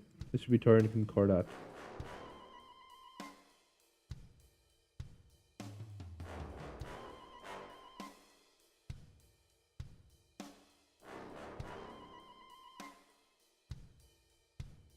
No, no, it's fine. Don't worry about it, man.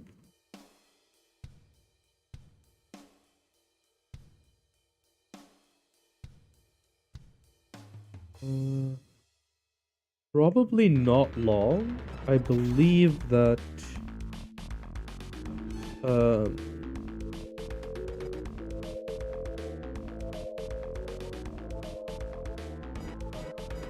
yeah, we're only about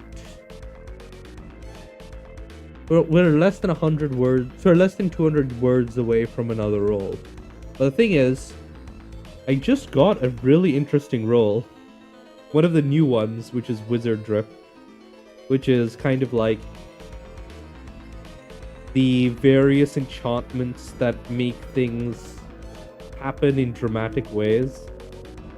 But it also just kind of just so happens to be like not intention based, but like thematically based triggers for spells. So you can totally create things that like are danger. That's basically a danger sense using this by like triggering effects off of like impending doom. Also, this is the perfect thing, say perfect way to enchant theme, say battle music.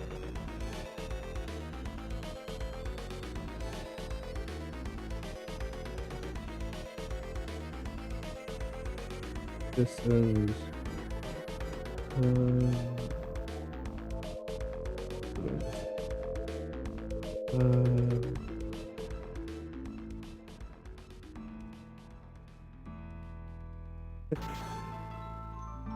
yeah.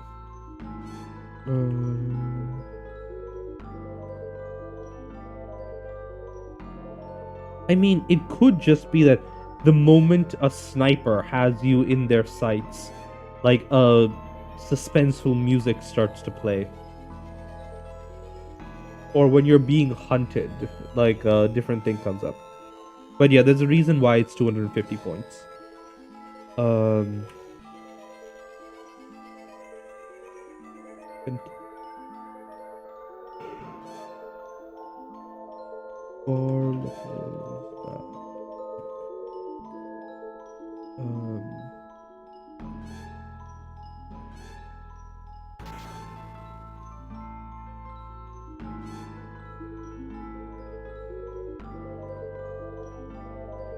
probably for another like 45 minutes or so.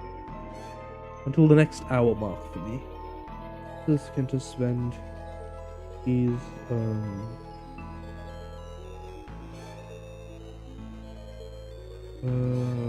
part of procurement for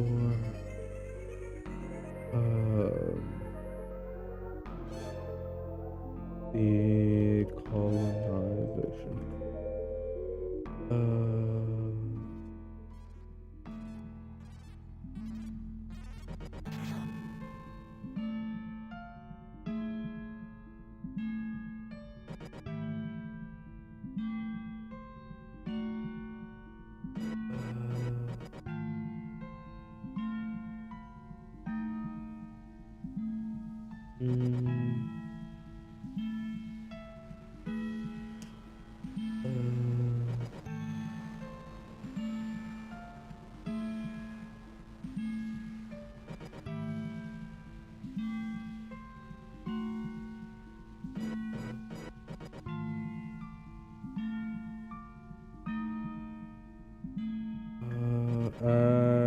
requisitions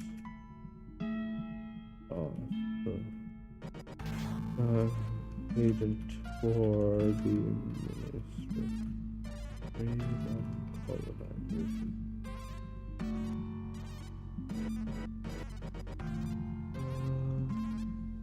Yeah, let's see.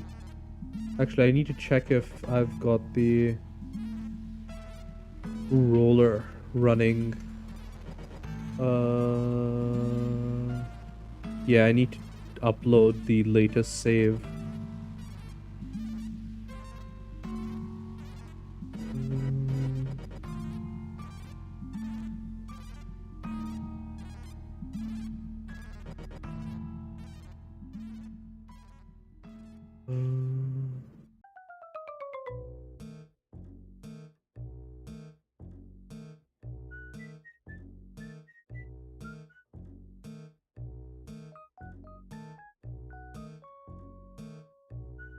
Yeah.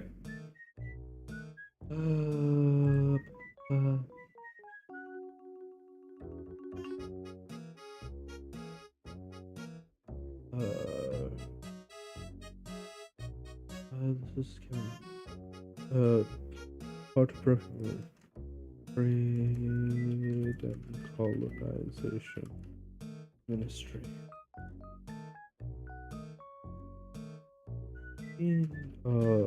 Quite interesting.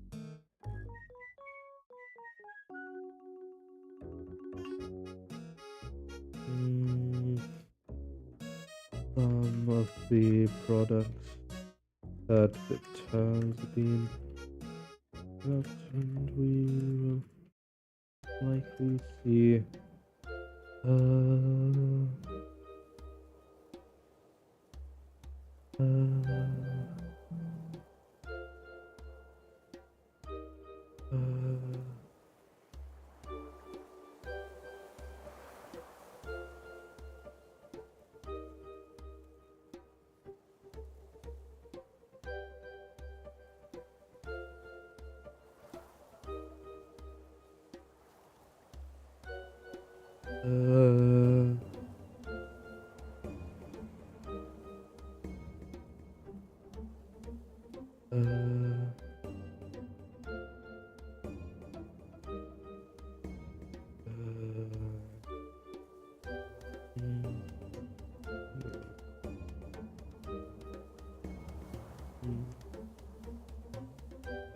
Kenta nodded eagerly. Yes. I'm excited to hear that our trade lines will be opening.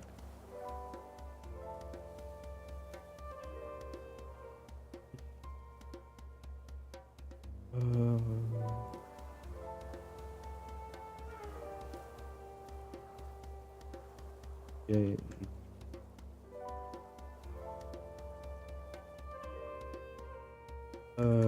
She gave him a subtle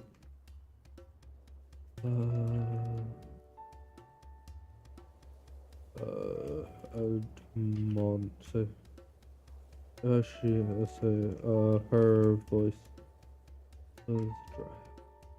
In addition, we have several others who wish to speak to you regarding business. Regarding who have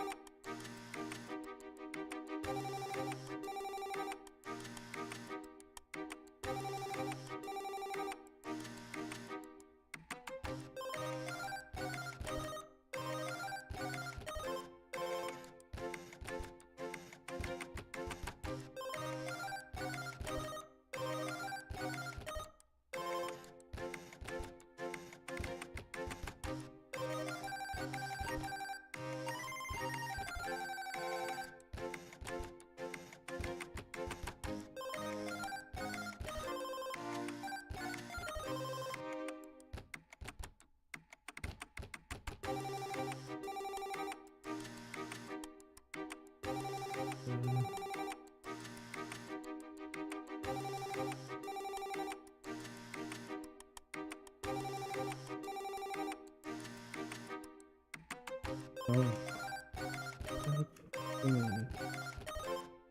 wish to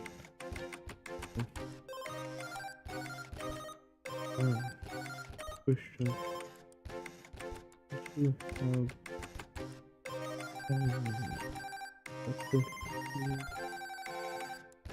have wish to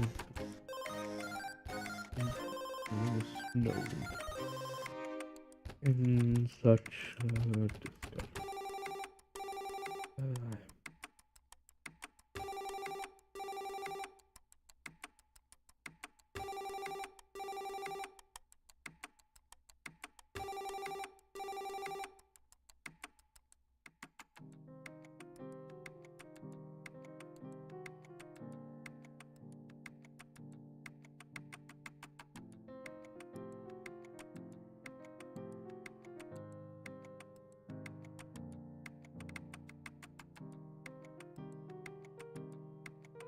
oh.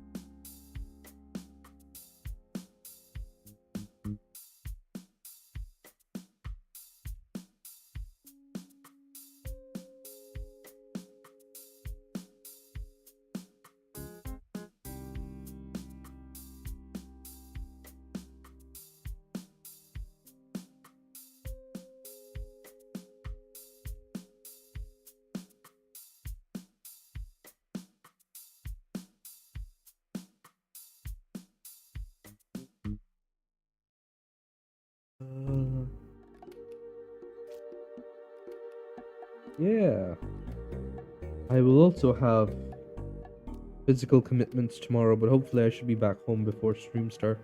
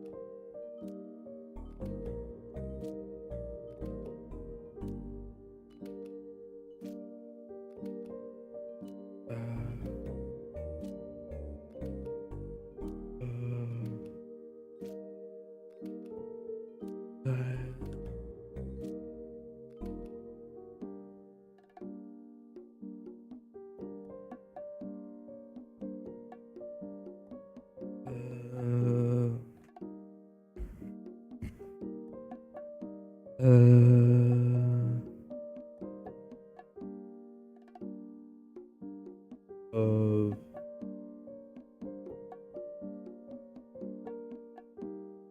BMI of SDI of ATC.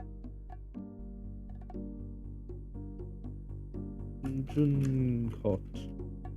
The flash of tension.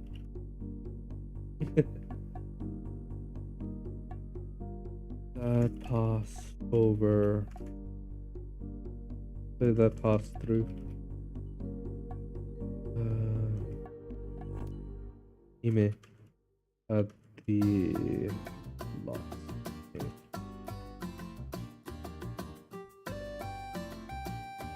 Still. Has grades introduced the rest of us. They took their own seats at the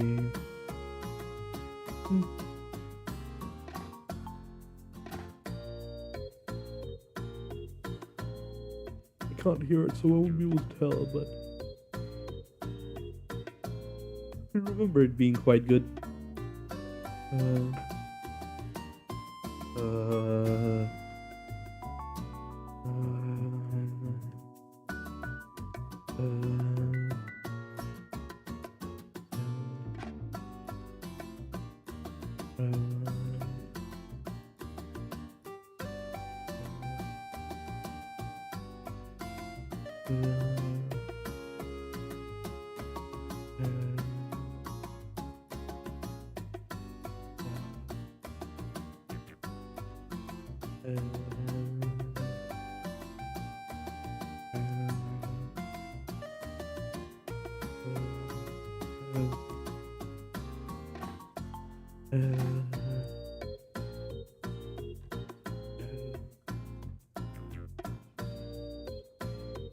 Introduced.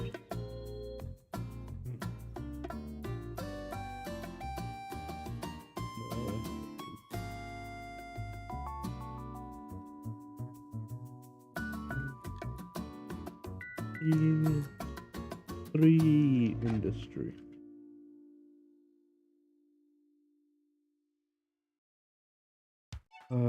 Tightly bound. But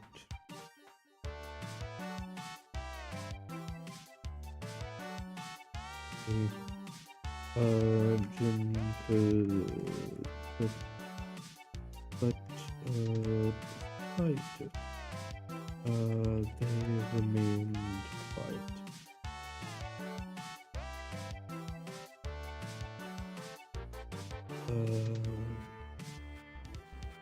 It's okay.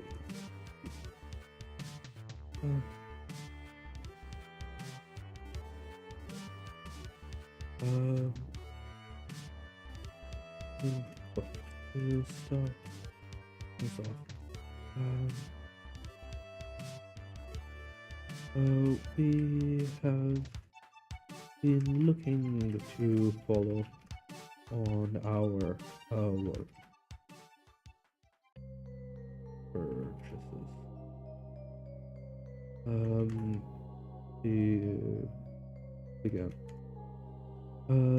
The models, the units that we have.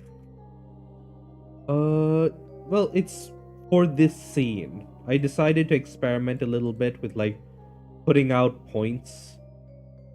And this is some notes from, this is like literally copy pasted from the wiki, so that I could keep an eye on stuff like Thomas and Zarantha, who are the protector and the current heir to the protector. But yeah.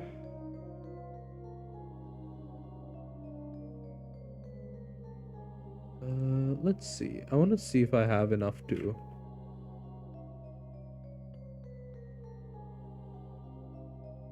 Not quite.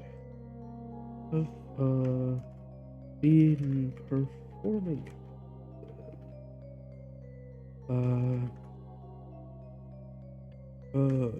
When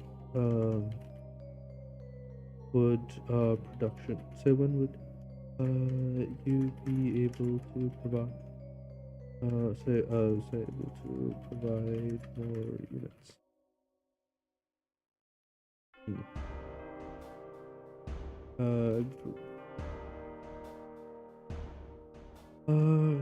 Currently, if you are willing to take on the fulfill cost, we We are already open to new purchases. Our own facilities weathered the act quite well, and while we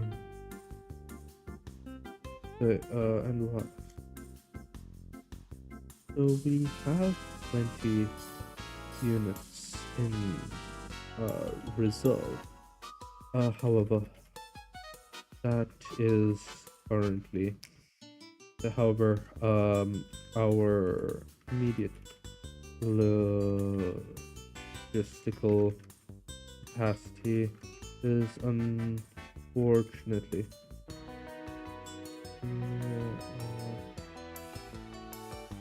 so technically it is World 1 Arc 0 Chapter 56. I think the next chapter will be 0102. Either the say 0102 or 001. Because it will be Arc 1 then. I might say I'm very tempted to go back and rename a lot of the chapters since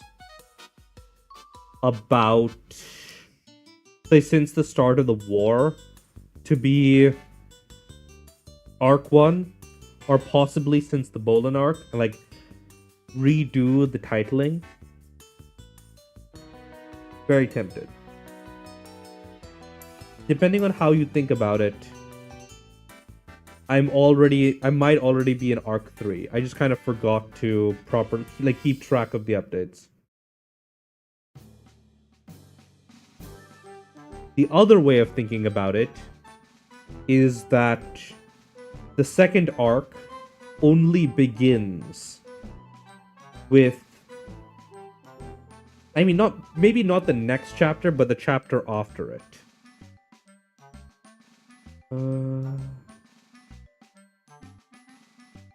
Yeah.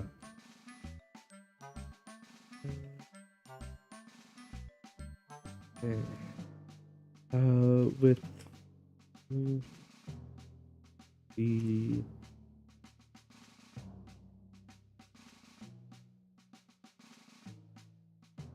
from before.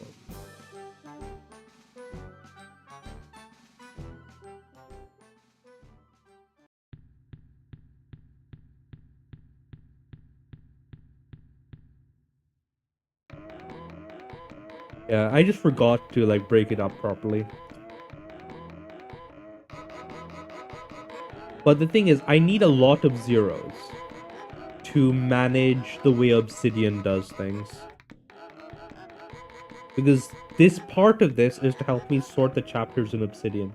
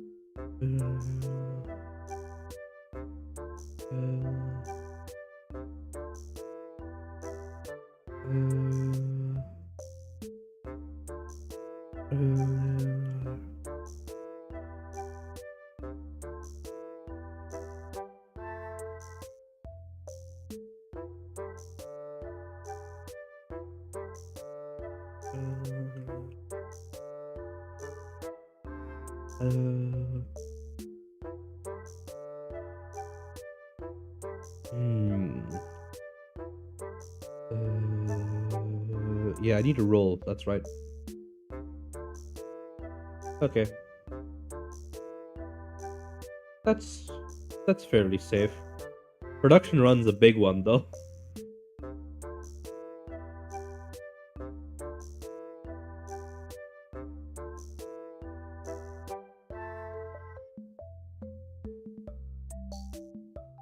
Would have been another duplication one.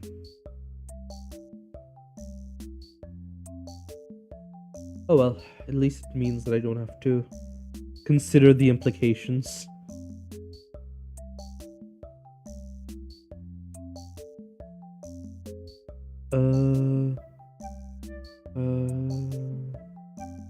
Yeah.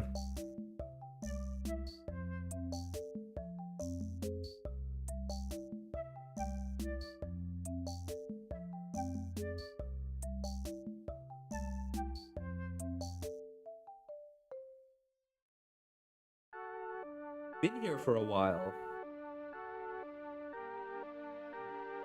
I mean, it's toggleable, so it kind of works in the background. It would have messed with some of my scaling for later, though, which is... At least that's good.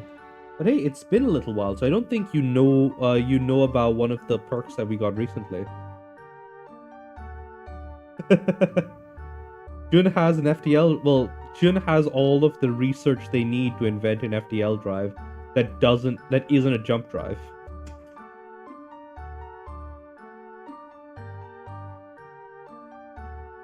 Like, they don't have any actual designs, but Jun can now create like dropship sized FTL systems. The thing is, I'm kind of purposefully limiting it, mainly by keeping it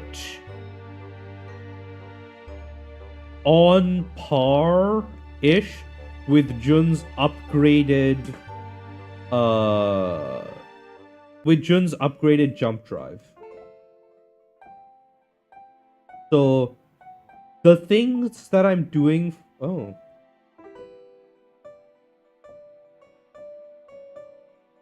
That's not bad. Doesn't take too long to read. But yeah, the way I'm currently scaling Jun's jump drive is... Jun's jump drive is going to be matching the... Like, Jun has... Like, between all of the research they have... all of the knowledge they have and the Mertens cache, Jun has the understanding necessary to do... jump drives. Battle tech.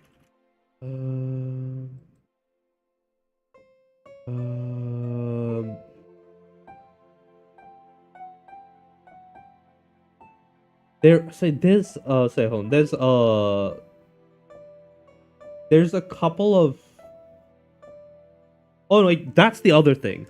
Jun's the shift drive has different requirements for working, and that one won't be limited by won't be... The thing is, Jun's upgraded jump drive is going to use... So there's a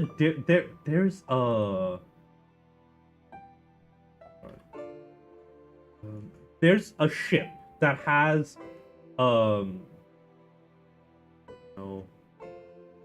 there's a ship that has an improved jump drive that can do a 45 light year jump. Jun has optimized recharge speeds so that the jump drives are built to handle a jump every 36 hours. Like, that's their default, given appropriate power. And Jun has done a bunch of upgrades in terms of pathing, right? So Jun's jump drives can go... Like, this is stuff that Jun already has. Is Jun can have their ships go in a straight line because they use pulsar-based navigation systems. So basically, they can just say, okay, Lothario to Canopus. I'm just gonna go in a straight line. Jun's upgraded jump drives are gonna do 45 light years. They're gonna jump every 36 hours, and they're gonna be able to go in a straight line from anywhere to anywhere. I don't want to give them super jump drives yet. Also, they're going to be compact Well, they're going to be subcompact jump drives. Yeah, they're going to have like onboard onboard fusion engines, yada yada yada yada, for charging. But yeah, they're going to be subcompact fusion drives, which will take like less than 20% the mass of the jump ship, and they're going to have integrated KF booms to allow for massive expansions. So the jump ships that Jun is going to eventually develop are going to effectively be the equivalent of supersonic super freighters. Like, basically, they're going to be designed for like long haul, high capacity voyages to, and they're going to be designed to integrate with inner sphere logistics to basically force every other nation to be nice to the Victus Coalition, because the Victus Coalition makes the best ships for large-scale transit. And, yeah. So there's going to be two versions of the ship. There's going to be the Independence class, which is the traditional version. Yeah. The thing is, I guess, so this is a bit of a spoiler, so if you don't want to tell me. But yeah, the ships that Jun is going to be making is based on the Potemkin class, having 30 jump collars. And this is the version that they're willing to sell. Right?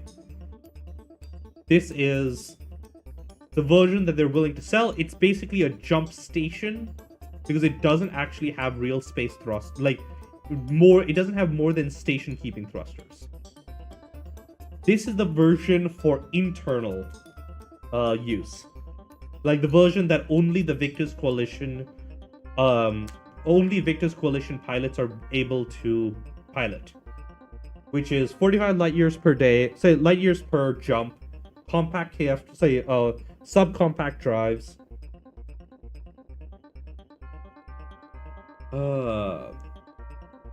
Not 30.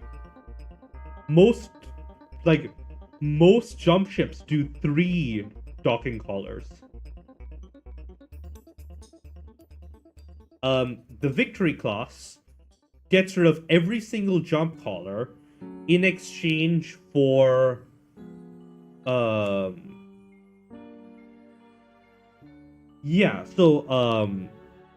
thing is, the Independence class is vaguely inspired by the Potemkin class battleship, right? In the idea that the Potemkin class had 25 collars and actual movement drives in order to move in system. They didn't have this doesn't have that, so it gets 5 extra collars because of that. Also because it gets rid of the armor and ship. So massive capacity. This gets rid of all of those dropship attachment points in exchange for the integrated KF boom bay technology, which basically staples a dropship onto the jump ship, except it's permanently built in there, and it doesn't have any of the excess material, which means that they have 80,000 tons of transport per collar, which at 30 is 2.4 million tons of cargo capacity. So 2.4 million tons of cargo capacity, which if you compare to a monolith... Hey Echo, how you doing? But if you compare that to a monolith, that is like a ridiculous amount of cargo capacity for the inner sphere. And it moves about 3 times faster. Yeah. It moves about 3 times faster than any normal jump ship. Like, the Independence class doesn't use the subcompact ones. They just use normal jump drives. Right? They use normal jump drives optimized, say, that are like um that are operated in that one. Oh, that sucks. How are you doing, man? Like, I'm assuming that it's personal, so I'm not gonna ask any questions, but need any help or anything? Or anything that I could theoretically do for you?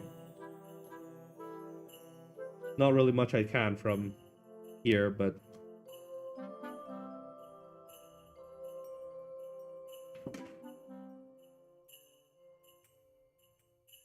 uh uh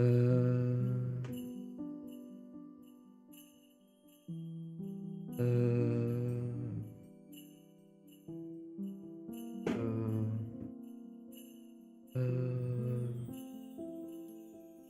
uh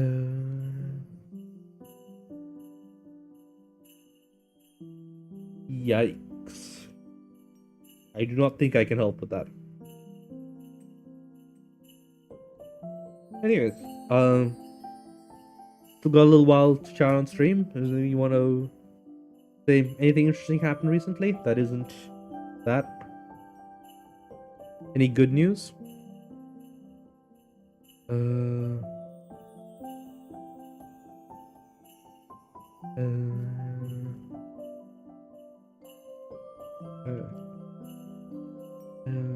or current.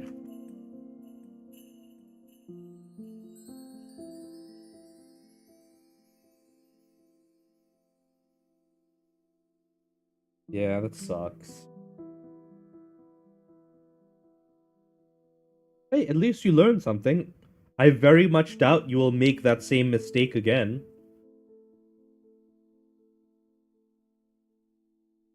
You have a skill. There are probably plenty of others who do not have that skill. Cheers, man. I'm probably gonna be dropping off in about 10 minutes, so you won't miss too much.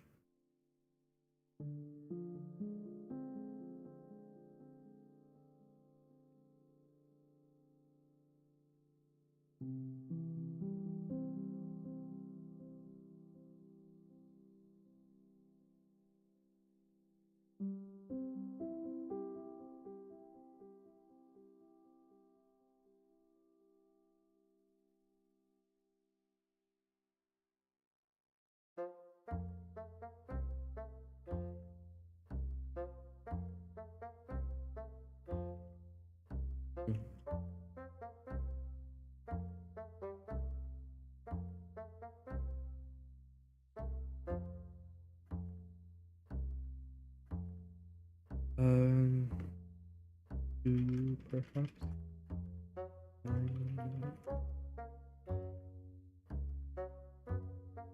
currently things are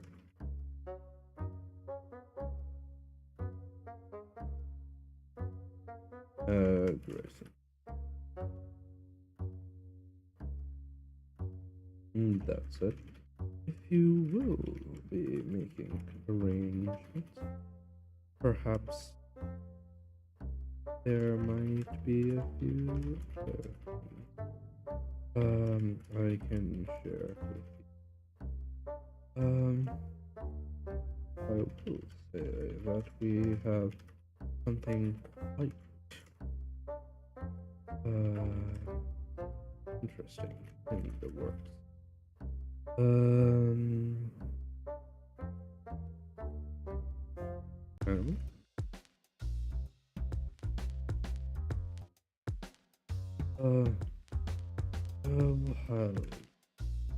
has been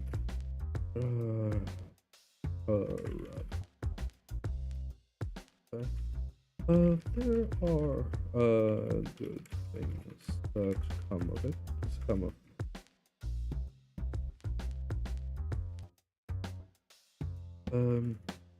need for rebuilding has it's bad.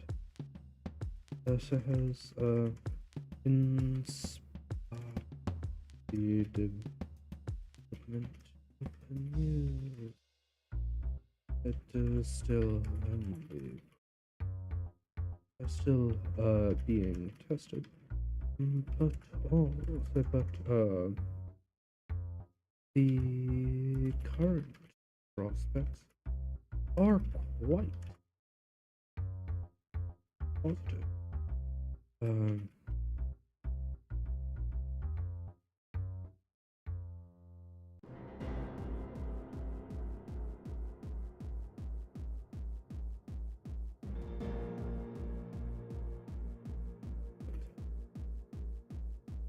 I don't need to play so coy.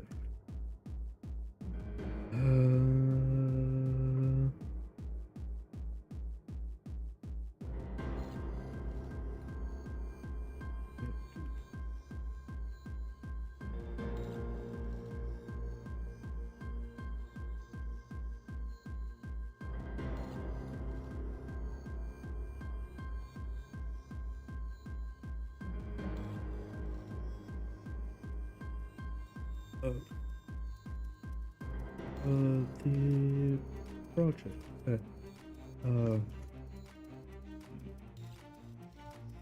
doesn't have a proper name yet. Have a product name yet, but we have been diversified our options as of late to include license.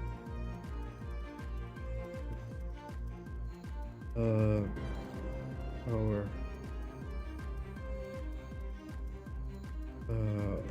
we have working on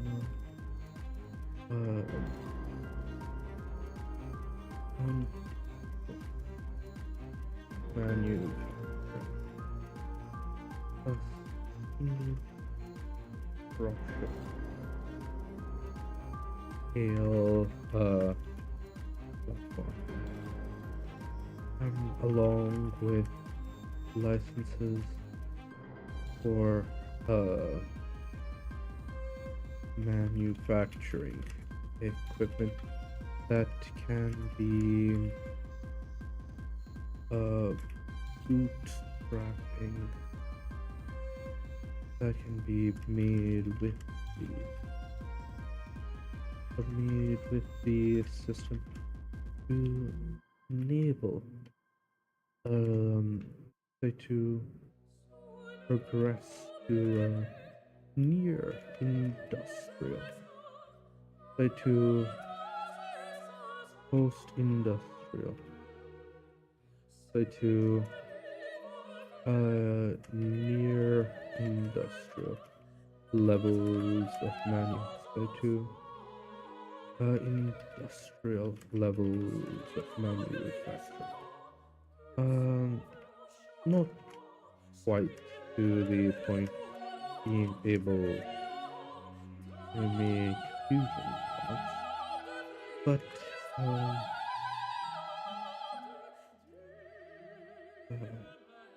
progress to the point of being able to manufacture entire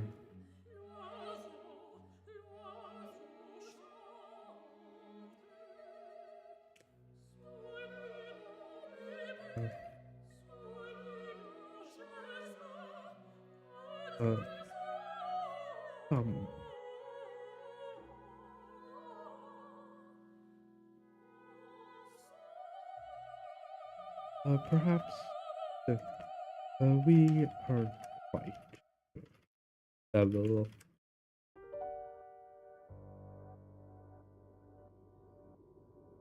assuming the resources. do so are available on the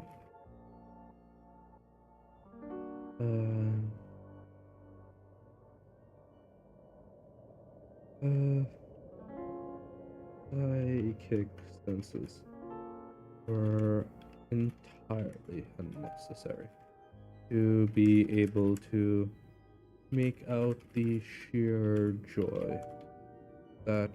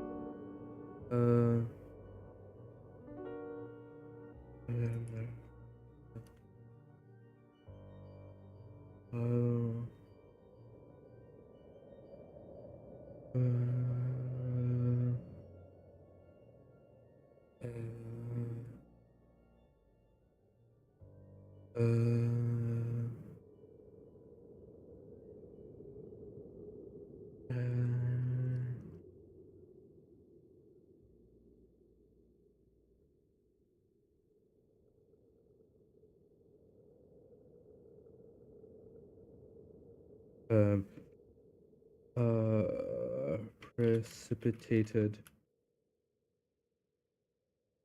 onto Penta's face. As well as the disdain, as well as the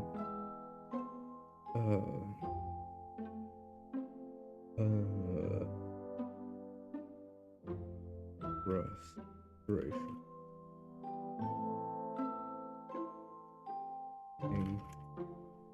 That was quickly mounting within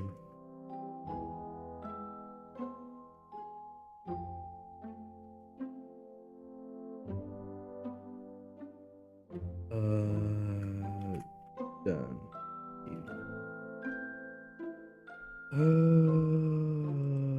Did I do the calculations for this correctly?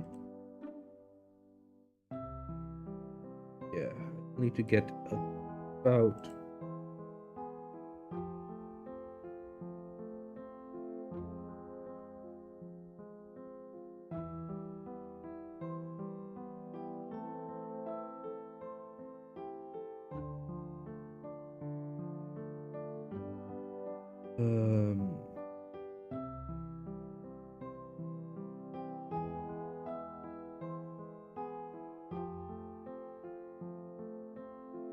the odd one out, however, was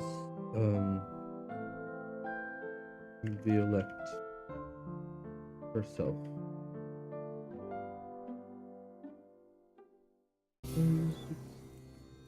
A few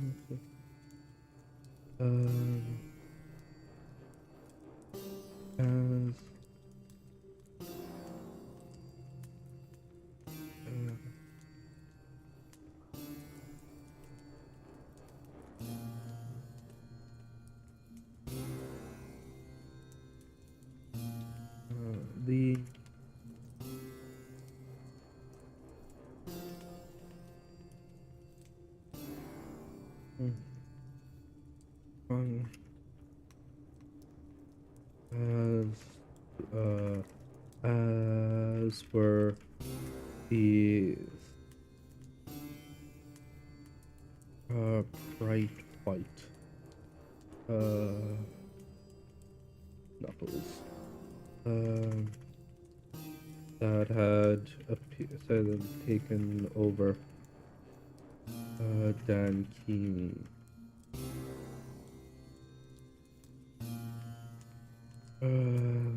Even as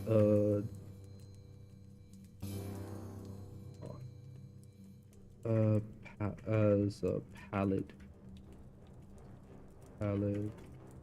mask of silence, of pallid black mask appear on his face.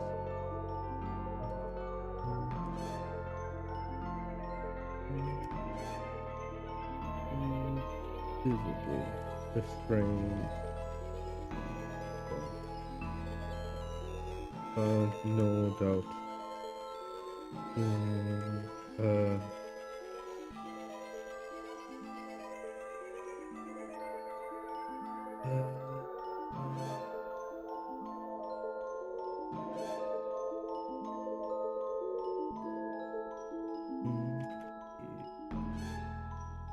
Try to avoid blurting whatever was on his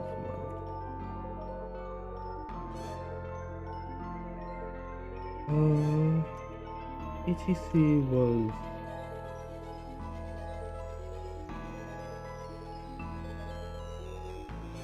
similar. So it was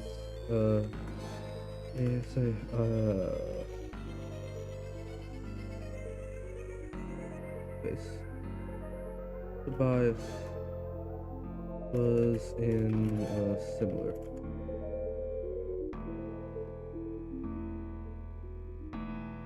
state, similar state, though perhaps less, say to a lesser extent than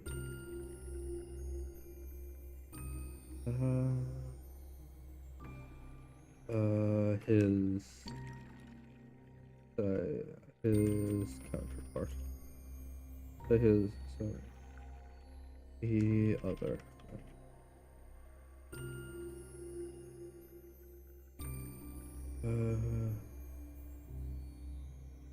His hands were hidden under the table, his eyes closed as he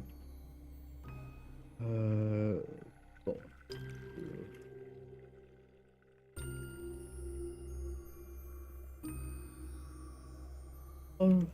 Oddly enough, a certain relief.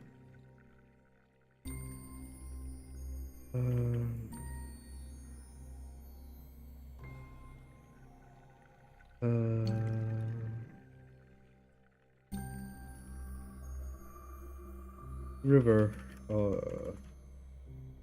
hence, as she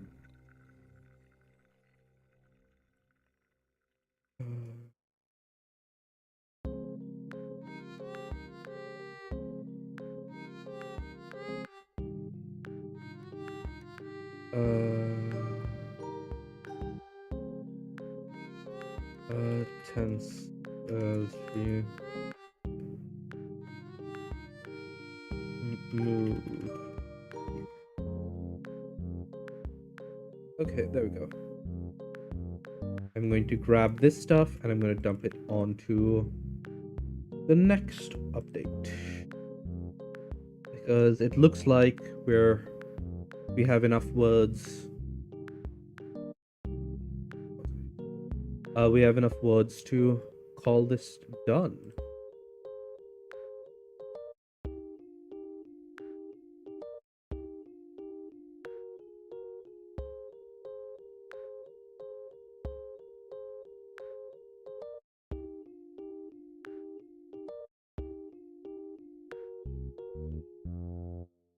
Oh, that reminds me. I need to update this to get rid of that.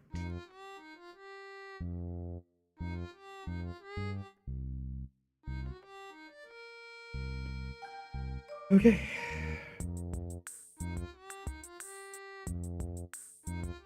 Cheers, everyone.